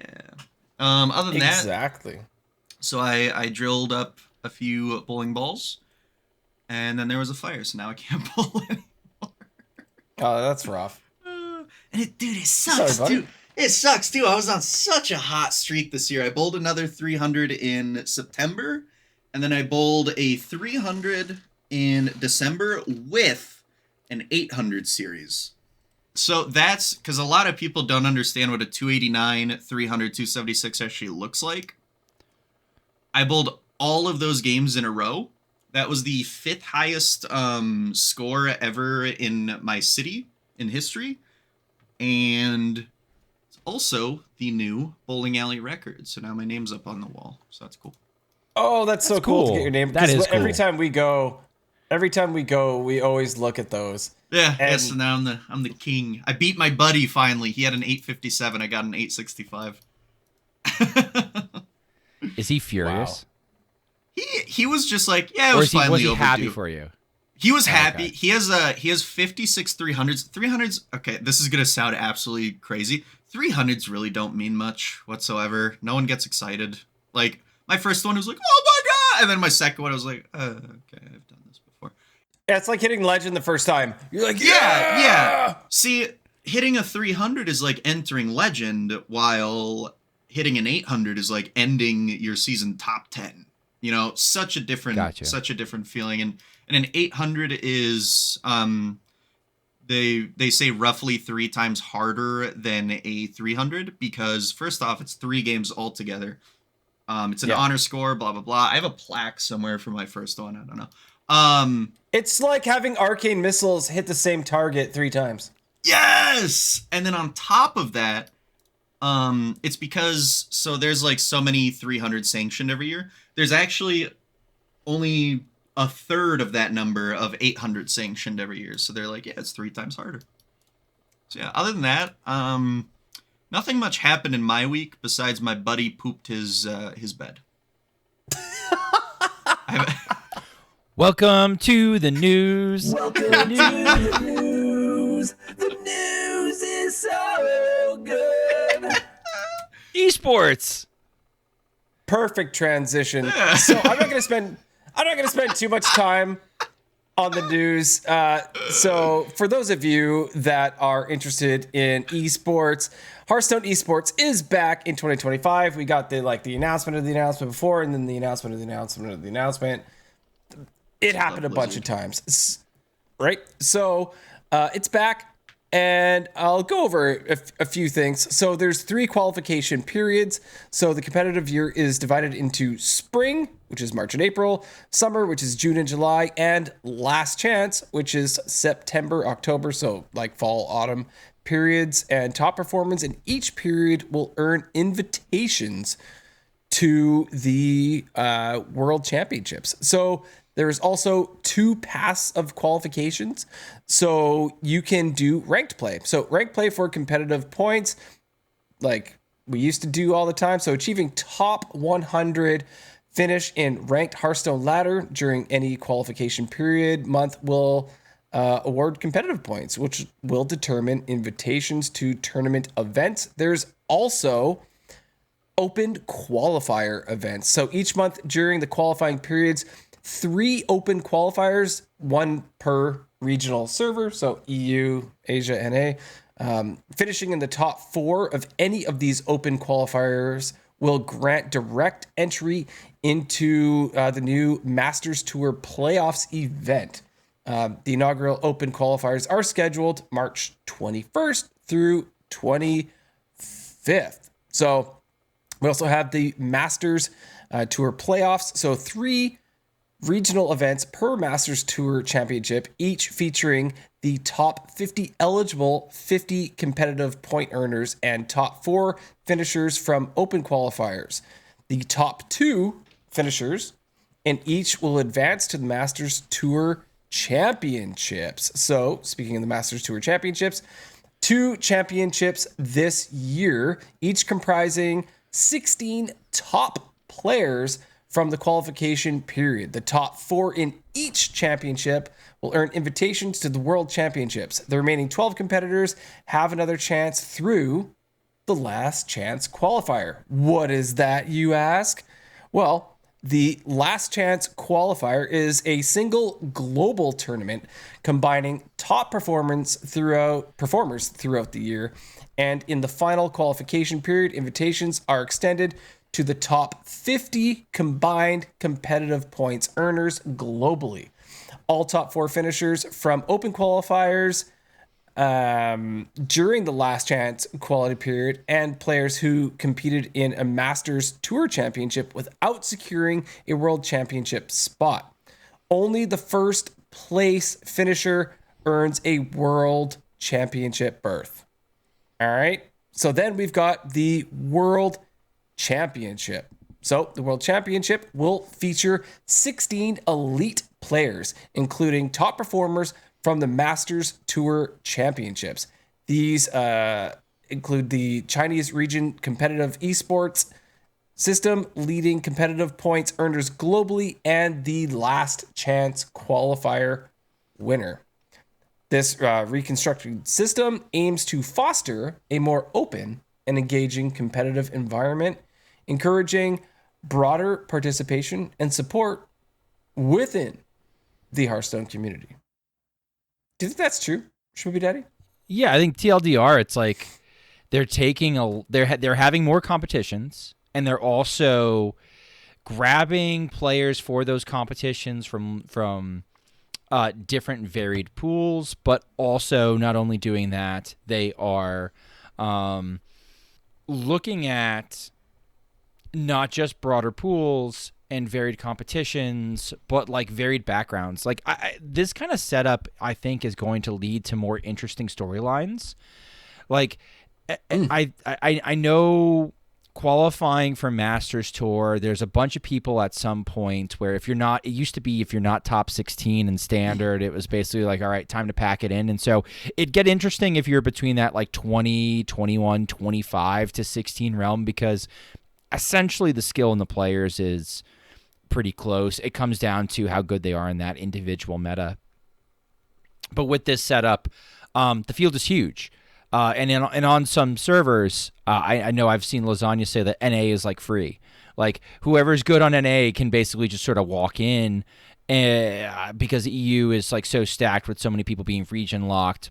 The Australia, Asia is actually kind of like nuts, because you got people like Maxi and some people, really good Korean players who are fighting it out. NA, I guess if nobody is awake and everybody stays a little sleepy, is a little bit easier. But like this is going to be a lot of fun. I think watching Hearthstone esports is a lot of fun, and it does absolutely influence the meta. It's not a coincidence that after Worlds we saw a bunch of Fizzle decks pop up in Standard. Like it's kind of like the Chinese winner who brought 4 Fizzle Infinite decks ends up influencing the meta, and now everybody's trying to do Fizzle Infinite stuff because it looks cool, because they saw it happen on Worlds. Like you just see really good players play really well, and it's inspiring. So, this is a wild podcast, but if Standard is healthy and competitive and thriving, that's good for Wild. It's a temporary sugar high if people are sick of Standard and they come and make the transition over, and we bait them for a week or two and are like, yeah, no, it's fun. And then they face meta decks and then they cry and they leave. So it's a lot more fun when we have fun things going on. Do you have any opinions on any of this esports stuff, Booger? I don't know the name of a single pro player. Is Maxibon still pro? Hell yeah. Okay, I know. Yeah. No, wait. Then there's that guy on Twitter named Former Champ HS, right? I don't watch any esports whatsoever at all. I don't know single name on there. When everyone started playing Fizzle, dude, everyone started playing Fizzle decks, I didn't know what the hell happened. I thought there was like a popular YouTube video that hit. I had no idea what was going on. You know what? Turn into a drinking game. Something, you and your chat. There's Start something watching to be said about Schmoopydady said it, right? Like someone plays this cool deck in Worlds, and then suddenly people are spending 20,000 dust to craft it, but it was a tournament deck. Yeah, right. And it's a totally different atmosphere. It does not mean that is going to work on ladder, like at all. Like you could get away, you could scam some wins and do everything, but it doesn't mean that when you're sitting at gold 5 that you're getting wins with that deck, because it's got 5 tech cards in it. You know what's equivalent to? The old before they'd made the MMR change, you could bank that day one early legend run, you were going to see mostly aggro, right? Because by the time you broke D5, the decks that had also broken D5 were other aggro decks. And so it was very aggro heavy post D5 trying to make day one legend in Wild. Which is when I would switch to a control deck and I'd farm the crap out of them. And then you get an easy legend. You get like a funny like 13-3 run and you're like, haha! And you post that on Twitter. You're like, even Warriors, the nuts. Or Control Paladin is the nuts.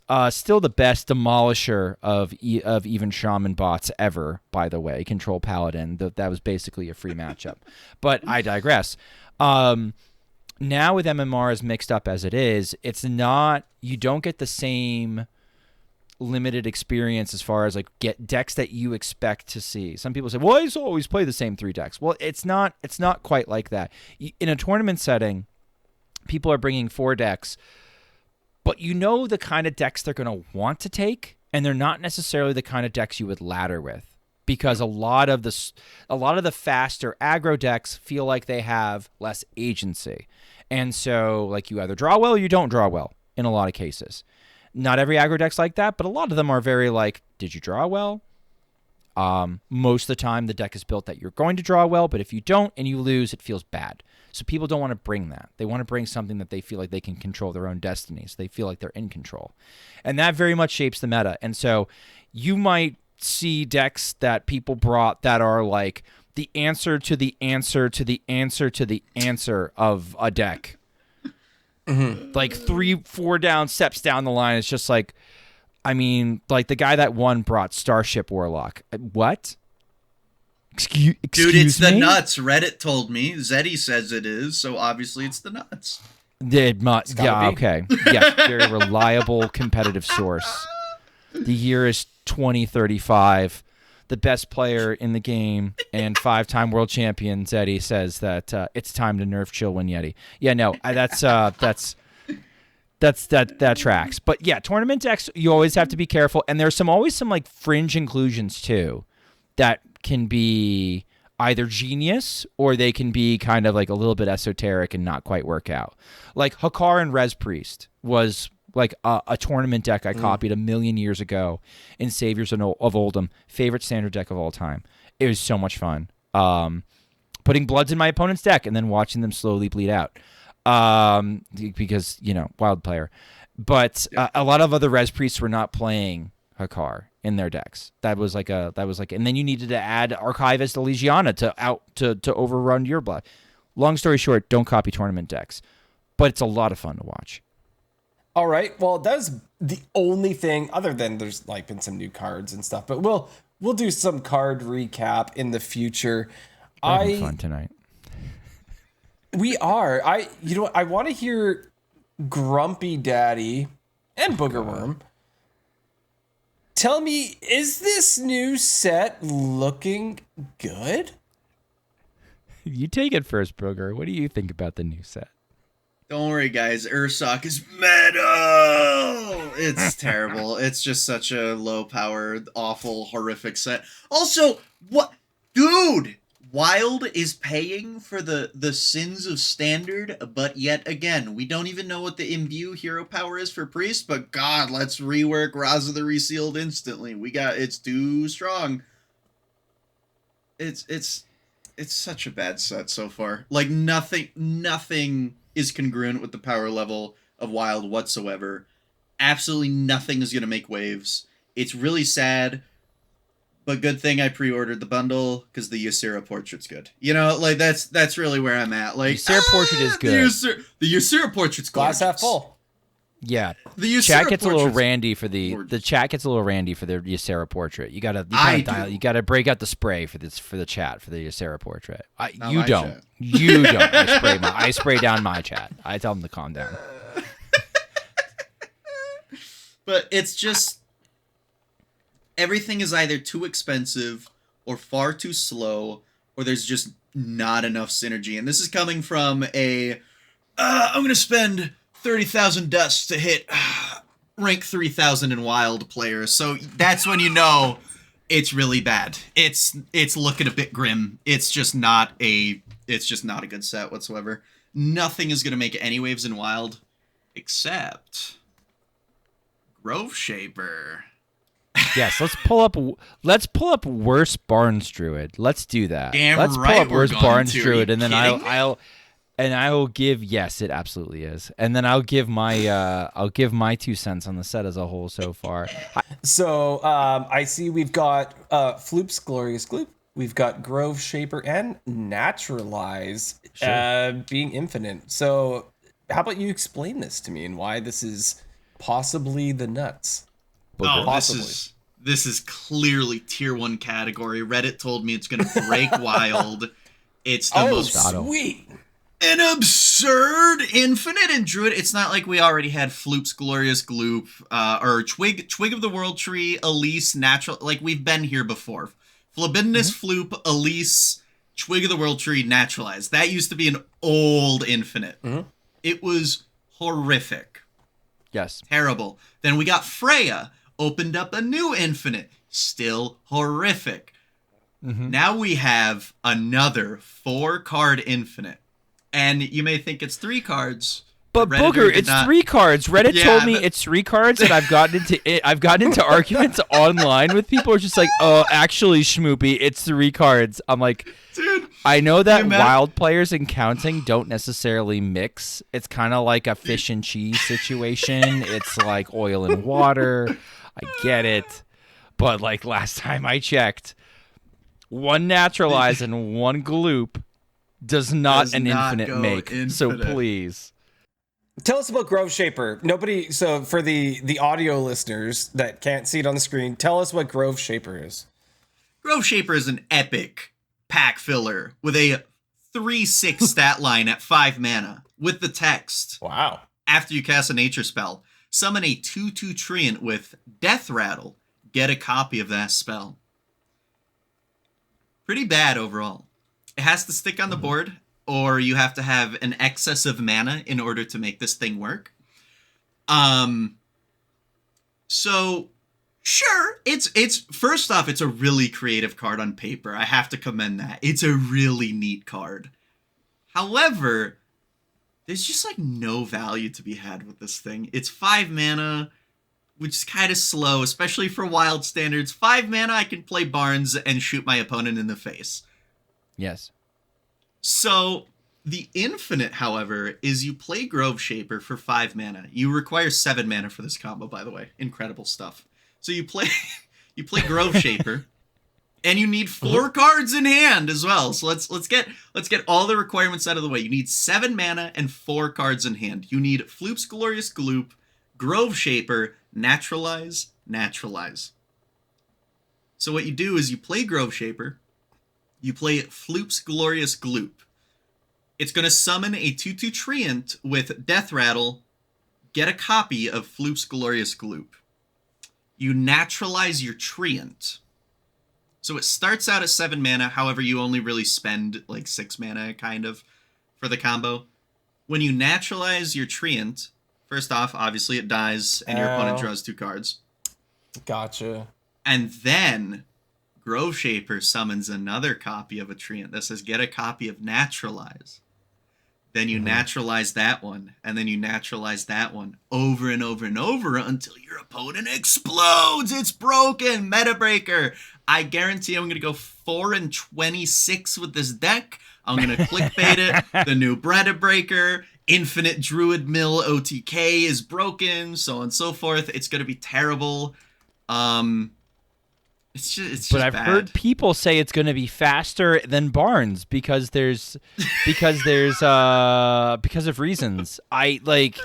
It's so bizarre, right? Like I try to explain to people, I'm like, with Barnes, you have multiple ways that you can kind of pop off, and you just like, you might be happy with Sleep Under the Stars in your opening hand, and then you just Barnes into Sleep Under the Stars, and then you're good to go. And you can kind of fight your way through the combo. This is kind of rigid in the combo, and also you need 7 mana, and Geist costs 6. Like I know that shouldn't be a factor. That shouldn't be a Martian factor. Boo J Druid Skulking Geist might be a contender all of a sudden. That is a funny. You story, hide it in man. the ETC, right? Yeah, you hide the one. The 1 mana cards in the ETC, you're good. This seems slower, and not for nothing. We got to talk about animations. Isn't the naturalize like little green dot that kills your treant that has the naturalize that has a gloop in it? Isn't naturalize's animation kind of slow? Like you don't care when you're doing Tog Druid because you're doing basically solar naturalize, and you're only playing 3 cards for the actual turn, but naturalize itself is a very slow animation, so it's like you're not, yes, it's infinite mana, but you're not spending it all at once. So naturalize, funny enough, has both a slow animation and a mediocre, kind of a bit faster animation that goes off, because how the game views the draw step after naturalize is its own separate animation. Specifically only when it draws. So, yes, I think you're going to be able to delete an entire deck with this. It's still terrible. You're going to get through maybe 30 cards, maybe. Naturalize speeds up once your opponent's hand is full, because they don't have to play the draw step animation, so it just instantly fatigues. So the nice thing is the animation could speed up. The bad thing is it's still slow as hell. Yeah, that's I think a factor that people aren't quite factoring in, as well as like there are physical limitations to pulling this off. Aside from like get that perfect hand with this is 7 assuming mana. that you draw what you need, which is a minion that 4 can be comes. ratted. I've had people try to argue with me. They're like, "You only have 1 Barnes. You can run 2 of the Shaper." I was like, "Okay, great. You still need Floop and 2 Naturalizes. Those are not spells you can tutor." "Oh, I don't know. I think you could draw them pretty consistently by this." Okay, sounds good. All right, you go ahead and you try that. It's a cool package, right? Like I think Booger here is going to have a field day having this package in his Mill Druid. I'm putting And Grow Shaper in so- my ETC. And so it's a random, it can go infinite, but we're not playing for it. Yeah, just put it there anyway, Yep. just for fun. Right? Like, and it's like, it's a thing that you can do. It's not a thing that you do. Haha, I said do. It's a thing that you can sort of set up after gaining armor and having removal and like, you know, playing a real deck, and then you drop this and then you do the thing. But it's not a combo that's going to, it's going to feel more like Holy Wrath Reno Paladin in Mill Druid and the Holy Wrath like package versus like, oh, this is the next Barnes Druid because it's just slower. You don't build the deck around the combo. You just kind of slot it into a deck that you've already built that can afford to just randomly pop this combo off. It's exactly like Reno Paladin, where most of the time, or a lot of the time, you're going to win through attrition and withering your opponent down and controlling the board, and maybe even tempo smorking your opponent down because Paladin has pretty good minions to do so. It's not like you're gunning for the Holy Wrath every single time. You're not doing that every single time. You're being flexible. And so this isn't going to be a case where I go, okay, I need to draw Grove Shaper, I need to draw 2 Naturalized, I need to draw Gloop, then we got a game going on. No, it's just something that if it falls into your hand, you go, oh, hey. Cool. Awesome. Now his deck is gone. That's And it. not for nothing, in Mill Druid, I imagine Grove Shaper is not the worst thing in the world to have. If you, let's say you're like, I'm going to cast Due Process with my Grove Shaper up. I'm going to cast Solar Due Process with my Grove Shaper up. Then I'm going to Poison Seeds. I'm going to get that Solar Due Process right back. Like, that has a little bit more utility and a little bit more legs in a deck like that. And like, you can sell me the flexibility of the combo pieces. The combo pieces are all very flexible, as long as you're not specifically trying to do that sequence. You can sell me on that as a package more than you can like, this is the nuts, this is going to terrorize Wild. Which is like, you know, we got the tweet that was like, oh man, look out Wild, this is gonna ruin the meta. The nail in the coffin, says Alucard. Yeah, to which I responded, God's strongest Geist. But again, we have to censor Geist. The eye is always a star because no one wants to talk about Skulking Geist.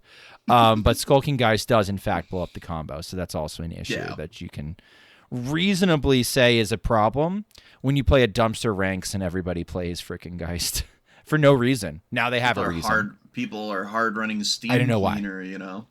I don't know why. They're just paranoid and they're like, well, this way I never lose to this deck. Well, you have to draw your never mind. It's not worth working out because it sucks. There's one other good card in the set. Paladin got a crazy good card. One of the things that's a little bit frustrating about this set, and I have a greater rant that I can go on about this set so far that we've seen. Like, what's kind of fun about when new cards come out for Hearthstone, some people find it fun, I find it terrifying, is, I'm always have this doom of what fresh hell awaits, what new synergies end up popping up that are a little bit spooky. And this card, if you're an aggro player, is like, it's a definition of annoying. Tourette the Unbreaking is a 5-mana 3/4 Divine Shield taunt. Your Divine Shields take 3 hits to break. 3. So functionally you're running 3 little duders into this thing in order to just 3 little duders just to pop the bubble. And remember, we can bubble our face in this format in multiple ways. Yes, I was just going to say, what if it's on your face? Oh my gosh. Yeah, it takes 3 pops. Or anything with taunt on your face. You're host. So like there's, if you can give this stealth, which there are cards that do that, if you can give it immune, right? If we had unnerved jailer, like that'd be pretty funny. Like, right? Like that, like we'd have some silly things we could do. One. Right. Bulwark of Azeroth found dead in a ditch. Someone writes in chat. They got a point. Like there's some silly things you can kind of do with this. We have Starlight Groove. Every time you play a holy spell, let's attach a bubble to my face again. Like this is the definition of annoying. And they made another a warrior card, like a giant turtle that's also annoying. But we'll do that at a greater set review. I don't think it's quite worth it. This made a big splash. Like people saw this and people were like, "Oh my gosh, that's actually good." I think this card could see definitely play in Wild, and I could see it in a couple of different decks. I could see Libram Paladins trying it. Oh, right, that one. I could see a couple different decks trying it. I could see Handbuff Paladin trying it. Libram Paladin probably runs this because it's a 22-card deck anyway, and you're scrambling for the last cards, even though people swear by them. They all suck. This is great filler for that, and this gives you a great reason to run drinks, because all of a sudden drinks are good. I'd say the one saving grace is that it has taunt itself. It's not like you can just slap this behind taunts and all of a sudden it's like, all right, well you're never killing it. Yeah. Yeah. Unless you're removing it with a spell or something, or like you can definitely bump into this first and then bump into other things, but Holy Red Herring Batman. Like, this could get really annoying really quick. Do you think this randomly makes the cut in Reno Paladin? Do you think that there's any card replaceable for this? Or... Because we all know that I'm not a Rooney Time Explorer believer.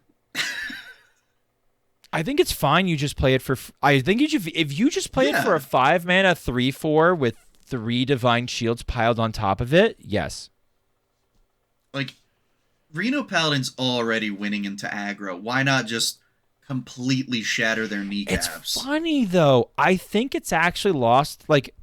I think it's lost a little bit of pace into aggro, adopting the Holy Wrath package, because you run more cards that are, dredging and that aren't clearing. And so I think it's a little... I think you could make a serious argument that Reno Holy Wrath Paladin is the best deck in the format. I think you can make an honest case for that, but I think its win rate into aggro is a little bit overstated because it doesn't always draw its tools on time.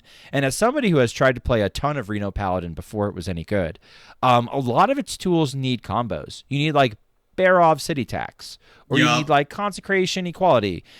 There's a lot of little combos that get together, and you can't run Consecration or Equality in a deck that's also running holy spells because you want to tutor your Holy Wrath. So you make a lot of meta cuts, and instead you're playing stuff like Resident Sleeper, or you'd play Torith to sort of slow down aggro, or Lumia is a great example of let's just drop a 9/9 where you can only deal a single instance of damage, and also it has lifesteal, and also it can smack you in the face. Just sort of delaying tactics to get to pull Holy Wrath. I don't know if we've gotten grumpy about Holy Wrath on this show yet. I think it's not long for the format in the long term, but it's not like it was at the very beginning of the expansion where it was silly when I was coining Holy Wraths on 4 all the time, right? It's not at that point, but it wasn't 35% it's an obnoxious of the ladder. Yeah, it's an obnoxious. Only 35%. It's an obnoxious interaction. I don't expect it to be long for this world. This is a good standalone card that will probably make an impact in Wild. And since we're focusing on Wild, in Standard, it's probably going to get nuked to hell. I don't see how this. Oh my god, dude! It's especially because they're lowering the power level of Standard, if I recall right. on the standard it's- rotation. This is king in a think board-based meta. This is obnoxious. Yeah. as hell. yeah. They're lowering It's- the power level overall. Dude, if Toreth gets released and in current form, which is probably viable already if it were dropped today, with them also lowering the power level overall of standard, this guy is going to get absolutely cut apart, dude. He is so... And at the end of the day, I know that sometimes they'll nerf things based off of just, like, player frustration. Yeah, it feels bad. This is such a feels bad card. Like, you drop this against an aggro deck, they just want to nuke their own house. It's just... It's frustrating and good. Like, Yeah, you it's need frustrating to run. and good. There is such a disgust. Ugh. But they know it's coming because they gave the Black Knight tradable. Like, you Yeah. can see where they're just like, all right, if you need to balance a meta around tech cards, that's a problem. Hydra, what are you thinking, man? Tortola as well.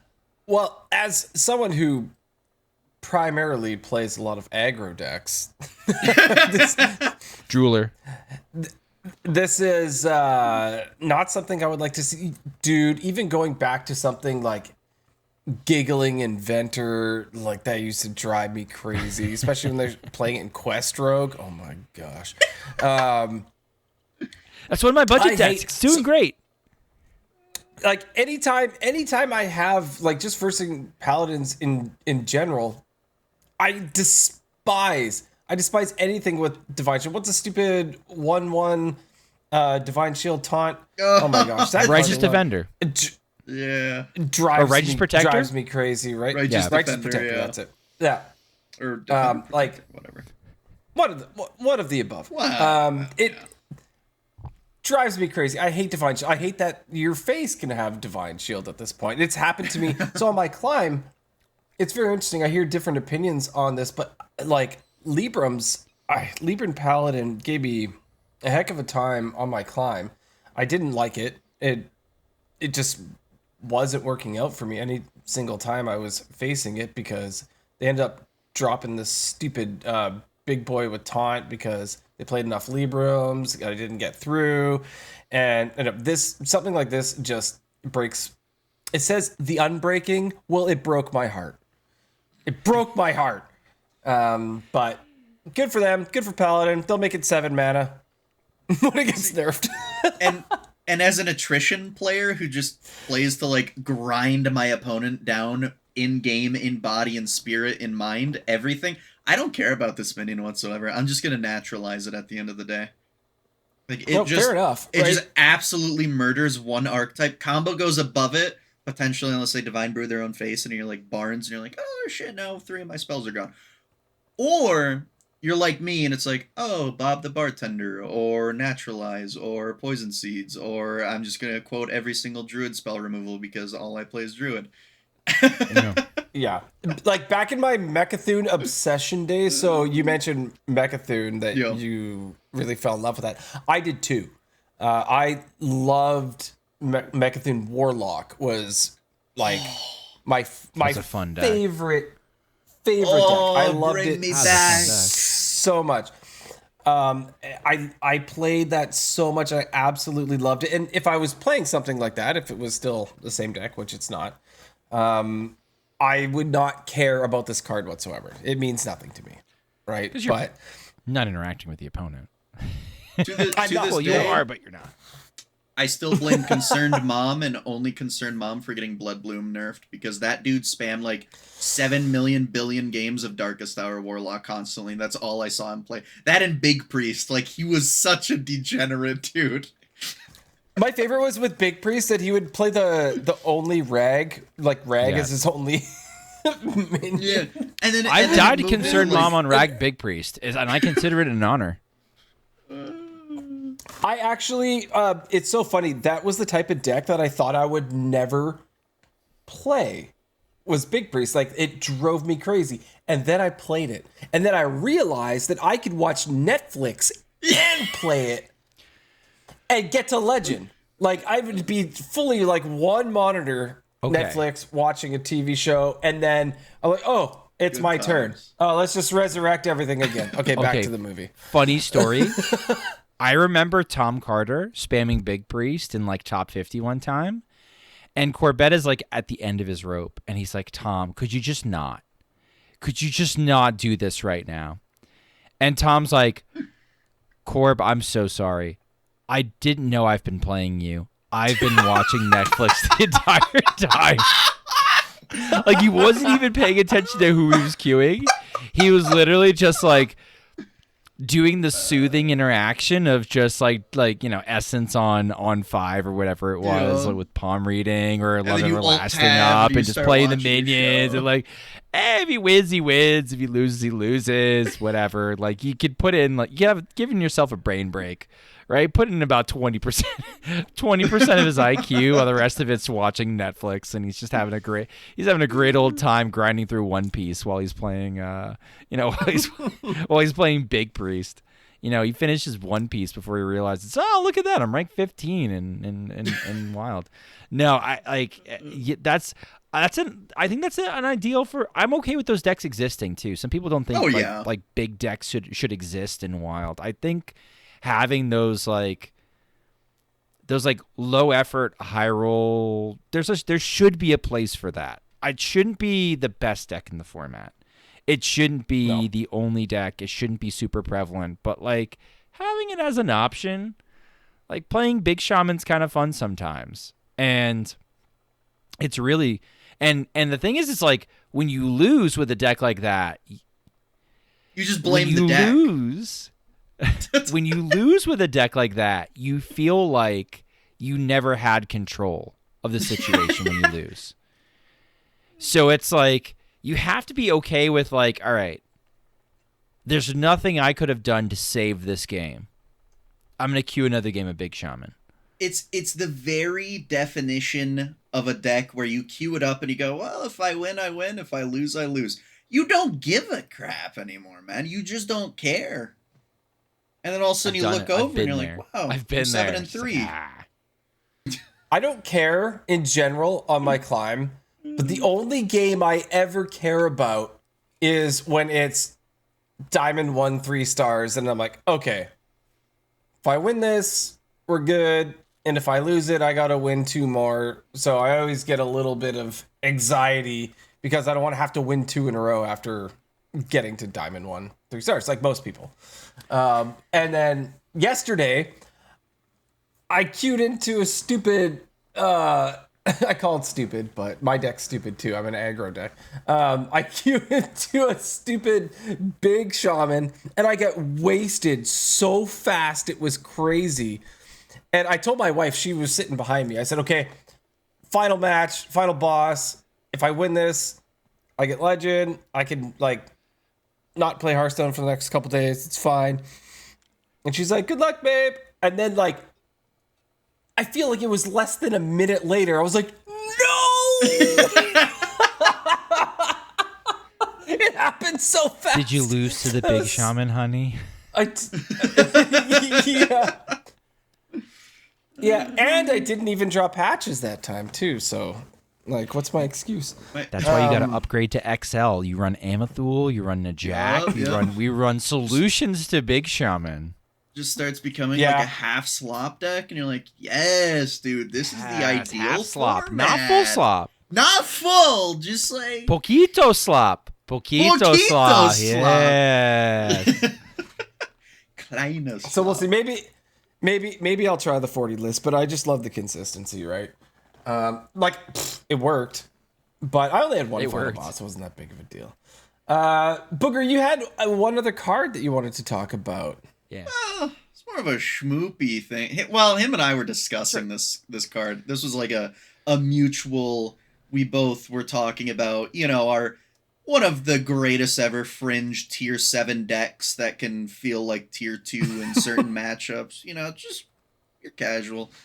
It's hard to dirty rat it, funny enough, because you run so much garbage inside of it. It's true.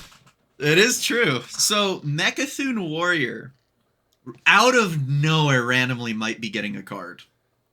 Siphoning Growth. 1 mana, real nice, real easy. Destroy a friendly minion, gain 8 armor. Oh my god, it's naturalized from 2018 without having to draw your opponent's cards. And Legit. the only reason that this could see play is because having to save one of your shield shatters just for the Mechathune combo turn feels so terrible into certain matchups. And so it also gives it some flexibility. Yeah, it's terrible. It's terrible. When you're sitting there and you're like, dude, shield shatter would absolutely end it here, but I'm not sure if they have enough gas to like kill me if I can't Mechathune here. Swift kick in the nards. Just so quick. And I've had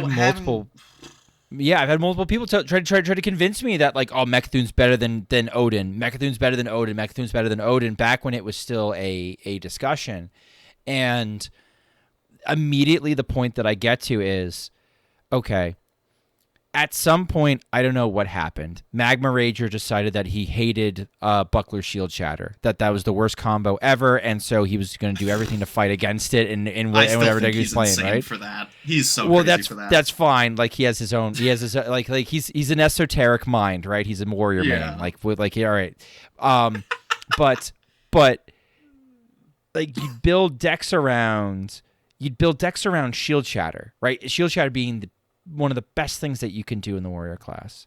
Yep. And at the worst, this is a 3-mana Shield Shatter because you're already getting to 8 armor. Yep. And now you just got to, you have to have a minion on board, but that deck loves 0-mana minions. That deck loves running target dummy, applause and dummy, and I've seen cute versions where we're running all 0-mana minions and like all you can eat zooms. And that makes sense to me because again, you're trying to cycle as hard and as fast as you can into Chemical Spill, Shield Shatter, destroy Mechathune, but not being, like we've said, not being able to use both Shield Shatters as a defensive tool is a huge liability because it's one of your best clears that you've got. At least back when we had, we were swimming in Even Shaman. We're not swimming in Even Shaman anymore. Maybe it's not as good as it used to be. Regardless, this is just redundancy. Like, you could use both your Shield Shatters, and then you have a Siphon Growth to break your Mechathune. You could do the Chemical Spill Shield Shatter combo like normal, but maybe the Siphon Growth ends up being a healing tool that gets you to proc your Armor Smith that draws 2 cards, and you go for like. There's just a lot of there's a little bit more redundancy and flexibility in the combo deck. All of a sudden, I wouldn't shock me if Mechathune went from a tier 5 deck to a tier 3 deck overnight, where it's just like, oh my god, this is playable again. In kind of a cool way because the Siphon Growth opens up that extra avenue. In the same way that I feel like Ethereal Oracle opened up Garrote Rogue in an interesting way. Just 1 card. Made it very interesting, very flexible, very like less get to the end of your deck and then do the same combo every time, and more into like how many spells do I have left? How many cards can I draw? I can also draw this card off of a Garrote if I draw a Garrote, and so I get to my whatever card that I need that's not a Garrote. Like there's just like there's a whole nother aspect. You add 1 card and it was okay. And I feel like Siphon Growth is doing that. In that deck specifically. I don't know. Booger, you want anything you want to add to the Mechathune thing before I get grumpy about the set as a whole? Really, the only thing that Shield Shatter still has going for it to use on the combo turn, more than anything, is say, like, that your opponent is running Dirty Rat or whatever, and so you're just keeping a bunch of, like, you have Target Dummy, Ancient Totem, Armor Smith in your hand for whatever reason. Say you had it at the bottom of your deck. You can still just slam all of those at once, and Chemical Spill, and Shield Shatter, and it's going to be phenomenal because Shield Shatter kills everything at the same time. But say we're really getting down to the wire here, like I said, or like you said, like we were talking about, it's just so much more flexibility, and every single combo deck gets so much better the more flexible it becomes. That's why, in my opinion, and Larrett's opinion especially, Mechathune Druid's really good. It's like tier 2, pretty decent. But also you need to play like 1,000 games of Celestial Alignment to really get used to it. Yeah, it's not bad. It's not bad. As somebody who much prefers Odin, I got 2 12-win runs the last time we had a heroic Brawl in Wild with Odin Warrior. I could see this surpassing Odin Warrior in that I don't have to pack a solution for an infinite 7/7 taunt in my deck. I can instead run redundancy for a combo I'm already looking to do. And it's just going to be the machinations of the deck are just run smoother. Like, this could definitely swing the pendulum in Mechathoon's favor versus why don't I just run Odin Warrior? Even if they unnerf Odin to 8, shoot, they're going to buff him. Odin to 7, right? They throw Odin down to 7. Mechathoon Warrior might still be better because this adds a little bit more flexibility in like how just the combo ends up going off. And as someone who enjoys Mechathoon Warrior so much more than Odin Warrior, especially because, like, earliest you could do this combo with the nuts is, like, turn 7. You can get this combo off really, really quick because the Mechathoon, depending on how you build it, I'm still a Buckler and a Shatter believer.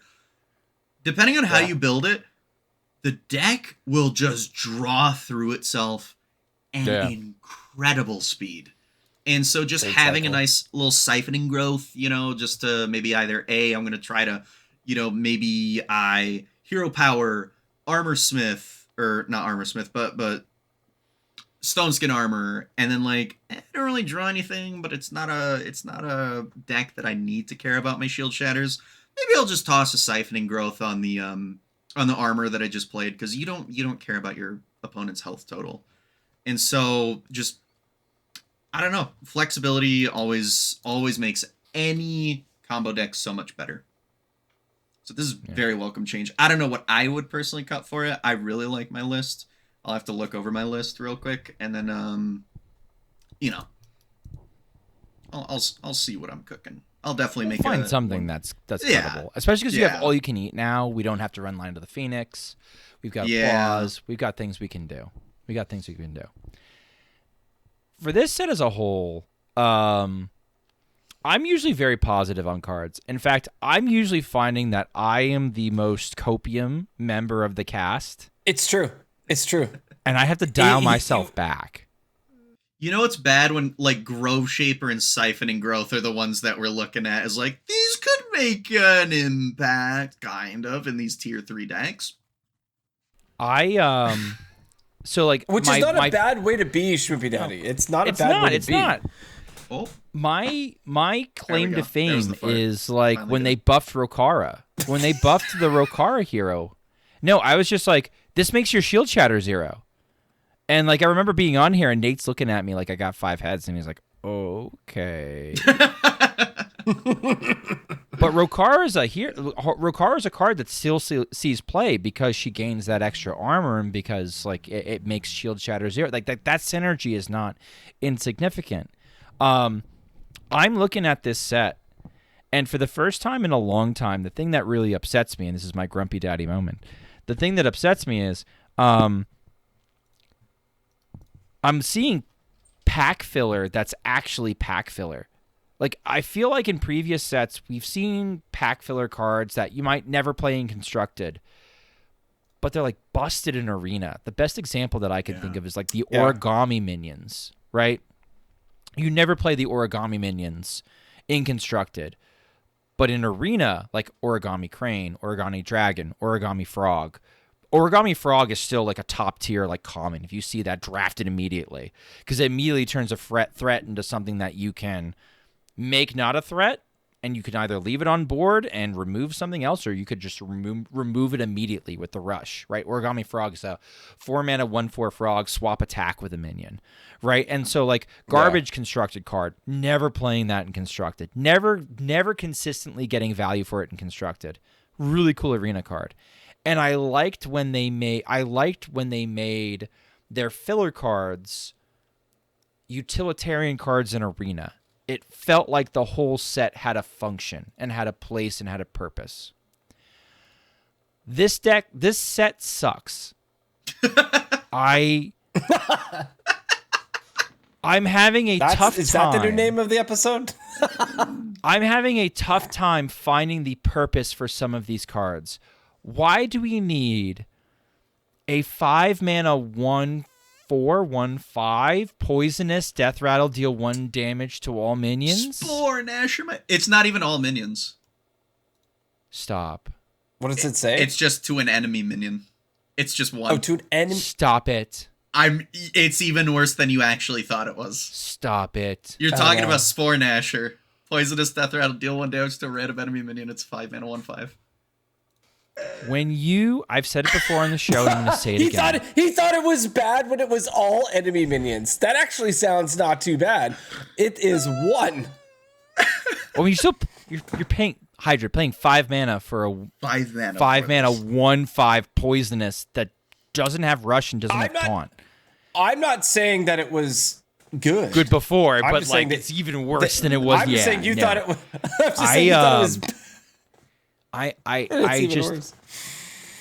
I think this is the dev team listening to what people have been very vocal about, and there's sections of the community that they don't want mana cheat, and they don't want power creep, and they want good old Hearthstone, and so this is what begets Chillin' that Yetis. thinking.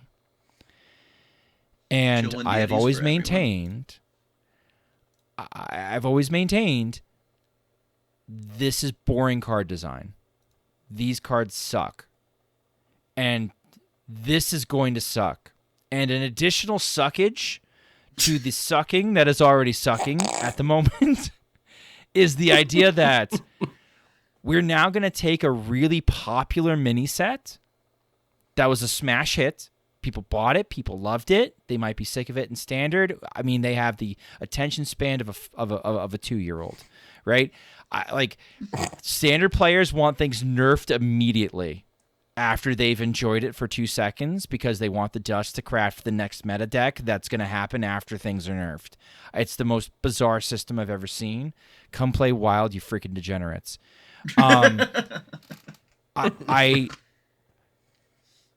How hard are they going to have to nerf the StarCraft stuff to make the new cards anywhere near relevant?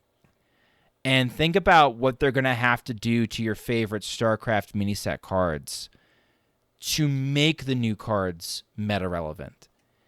It's sobering and it's sad, and I'm going to watch it happen, and I'm going to lament it, and it's going to suck, and it's going to feel like when they remove duels for me. Because this mini set has not made a huge impact on the meta in Wild. At least not initially. It didn't look like it did. And then all of a sudden it's just like, boom!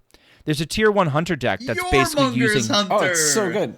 It's using 4 mini it's set so good. cards, but like it's good, it's meta, it's fun.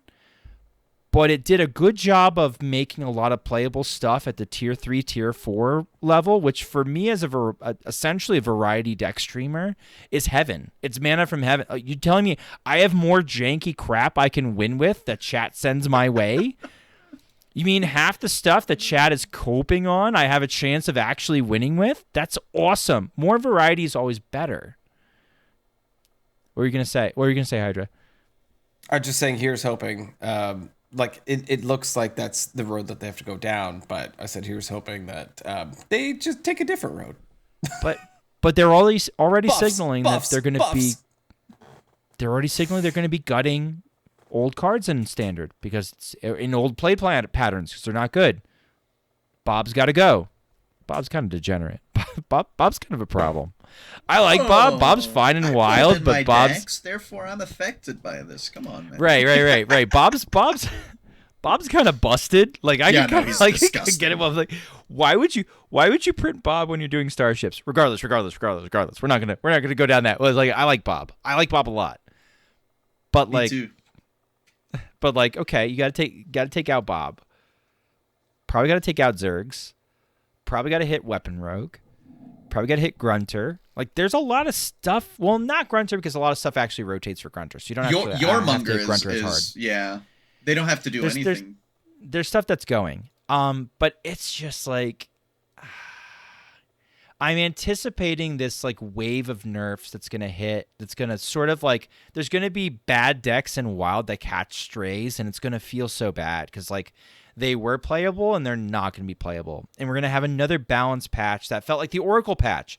The Oracle patch felt like there were a lot of fun, cool decks that played Ethereal Oracle. that just got kneecapped and they don't exist anymore. Nature Shaman, Garrote Rogue. It was just like a fun. It was, for Wild at least, it was an appropriate level of like fun neutral card drawer that no longer exists. And I think we were just like scratching the surface of decks that we'd actually play it in before it got taken away from us. Even some Libram Paladin lists started running it. One copy, yeah, and I think that was a good call. That was a good call. Really good call. One of the better cards. Like, you're never making use of the spell damage. That's fine. It's just cycling through your spells. Bless Priest probably should have ran 2 oracles, to be completely honest. Shadow Priest loved ethereal oracles. Gave it a new dimension. Let's go get the burn. That's a top end deck, but like it just added an extra dimension. And I don't know. I'm dreading the next big balance patch that they're signaling. They're saying they're going to rework Raza because Raza's too busted with the Imbue Priest hero power. I really hope the Priest hero power is good. If it's not good and you're nerfing Raza anyway because you're afraid it's good, oh man, I do not. I'm not going to be on Twitter that day. I'm just going to sort of like cackle and like just get copy pasta threads ready and eat some popcorn and just like start like just giant paragraph, blurnt, splat, giant paragraph, blurnt, splat, and just sort of just watch it all. Just watch it all burn. Just watch it all burn. I don't know. Booger, you're the guest. How do you feel about this set so far? And you play bad decks. I play bad decks, so I should be able to make use of some of these cards, and I'm actually currently looking through the card library. First off, the neutrals, they're just not even real. They're just not even real. I like the 2-drop. At least a little bit is cool. Wait, which 2-drop? The Discover 3 the free cost? card. The free card, yeah, the Discover 3 Yeah. cost. That one's actually okay. All I can tell you is my buddy Caleb, who runs every single 1-mana 3/3 that's in the game, he's gonna love Slumbering Sprite. Sure. Hamul Rune Totem would have been phenomenal a long time ago for Treant Druid. Photosynthesis is probably going to get nerfed because it's going to be way too much value for standard and not going to see. Is Photosynthesis the one where it's like it's choose one, draw a minion? No, that's Reforestation. Reforestation is Photosynthesis is 3 mana, restore 6 health, get 3 random druid spells. In standard, that's probably going to be pretty good. Reforestation, yeah. If the pool's good, if the pool's not any good, then it sucks. Yeah, but Reforestation is probably the only druid card that would actually see play, and we still have so many better options for it. All the Demon Hunter cards are fake. Just the Shaman cards are fake. 2 mana, draw 2, can't use them for an eternity, and by the time you get to use them, you can die. That's nuts to me. Somebody's like, somehow they have undercrept a research project, and also. And also, it's like not just 1 tier worse, it's like 2 or 3 tiers worse. Like, it's just ancestral knowledge. Like, how many 2-mana draw 2s are there in the format? There aren't that many, and it's somehow the worst one, and it's the most modern. It's bizarre. As someone who plays, I try to play the worst decks ever, and I try to look at any card and be like, okay, I can see some form of synergy here. I'm really just not seeing anything. Like, Grove Shaper is cool, terrible. Horn of Plenty would be awesome if it wasn't, just we have a 1-mana card that borderline does the same anyway. It's just like it's they're clearly printing everything at a lower power level to satisfy a certain type of player. And I think it just makes it boring cards design. Yep. And you know what? It's going to be a flop of a set. And somebody was just like, well, I mean, they shouldn't have just done an entire set to do it, and I told you so. I'm like, they're not doing a set to do it, and I told you so. They're catering to a certain audience. They're trying to listen and that audience to the wrong people. And said, this is what I want. And so they're saying, okay, here you go. And unless the set is gangbusters, which I don't think it's going to be. I think it's going to be like, people are going to be like, man, this is... People are going to actually people are always like, "Oh, this is Rastacon's Rumble 2.0." Every freaking set that's come out the last 4 or 5 sets has been, "This is Rastacon's Rumble 2.0." This might actually be Rastakon Rumble 2.0. This might actually hit it. This might be the nuts. We might have finally found it. We might be back to Rastakon. Booker, I don't know if you know when I entered the game. I entered the game right at the end of Boomsday, and then Rastacon's Rumble came out. Wait, I started barely before you? You said you were like... I started a little bit before Boomsday. So barely before me. There you go. So I was like year 4. Yeah. I was like month 4 of Boomsday, right? Right at the end, like Halloween, like October, right? I remember getting like the Halloween card back. Yeah, I was like around August or something.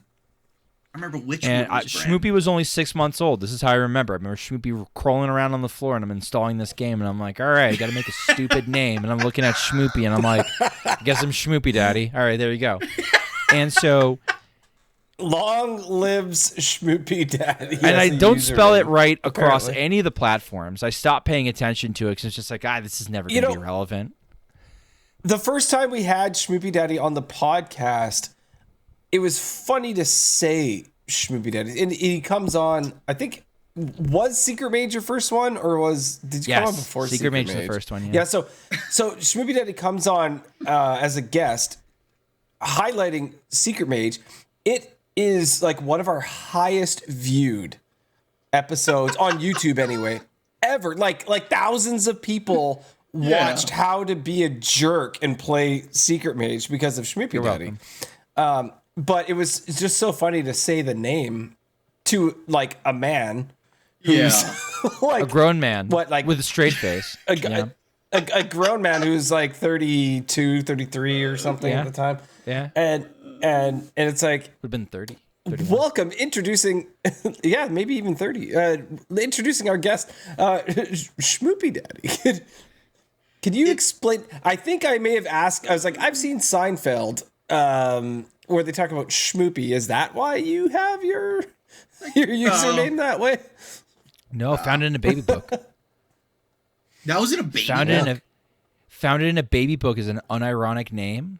And my wife and I both thought it was so stupid that it immediately became the nickname for our child when he was in the uterus. It was like this is so stupid that this is going to be the token name for our child that has not been born yet. So just like you, Booger, when we asked you the origin of your username, this happened like 5 years ago when we asked Schmoopydady his username origin. It's like, bringing on Schmoopydady to talk about the most evil deck in the format. And then years later, you got, all right, we're introducing boogerworm, who plays Mill Druid. I can't tell if we've upgraded or downgraded in username status. Probably upgraded. It's eye-catching, though, to be fair. It is. You see a video... And you go, that video looks weird. And then you see the username. Listen, we're digging for boogerworms here. Like. We're digging for boogerworms. Yeah, people are gonna click on something that says boogerworm. They're gonna click on it like a hell yeah. It's probably genius. Marketing. Well, Schmoopydady, I think you may want to ask our guest a question. I agree. Unrelated Advice with special guest of the week.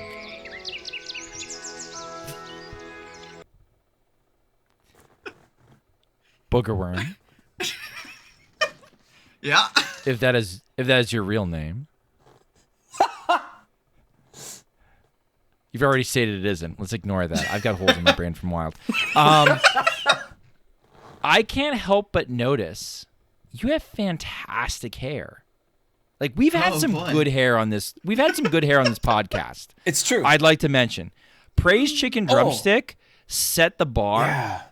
And you're at least on Praise Chicken Drumstick level. Now he had that like pin straight, like perfectly kept Chinese hair, right? Like in that very very fine raven black, clearly very soft. With pizza on. Pizza had fantastic hair. Yes, fantastic. The pizza has fantastic hair. we can't have somebody on this podcast with as fantastic hair as you have without asking, what is your routine? What do you need to do to keep that luscious mane looking so wonderful? Ooh, so this is like the most stereotypical guy thing. I used to use like Great Value from Walmart 2-in-1, and my hair still almost looked the same. If I ran out, I'm like, oh, I forgot to go to the store. Let me just use my body wash on it, and it would still look great, you know? Boogerworm's like, genetics. Done. And drops the woman mic, out there is leaves. so mad right now. And then, funny enough, my wife was like, what are you doing? And so she got See me... all these split ends? Pretty much. And I never brushed my hair, so I'd have like those tendrils that would stick together type deal. So now my new regimen is I use I think I use Dove shampoo. If I'm not feeling lazy, I'll put conditioner in. Ooh. And then I just brush my hair now, and that's it. It's all about the brushing, right? What about the blow dryer? Is there blow drying? Sometimes today I decided to let it be all natural. Sometimes it feels like it dries almost fluffier and like, you know, nicer looking when I don't blow dry. But other than that, yeah, most of the time I blow dry. Really, I don't know. I got blessed with good hair. Last time I cut my hair was January of 2022, right before I got married. Damn. Did your wife know that you weren't going to cut your hair after you guys got married, or did that just play out that way? It just kind of happened, and then it got to like this part, and I'm like, oh, it looks pretty good. Because I used to run long hair pretty often in my life. This is the longest it's ever been, and I just keep going like, let's see where it goes. Maybe it's Great Value. Maybe he's born with it. Wiser words have never been spoken, and you heard that on Born to Be Wild. More to be wild. Good one, guys. Booger!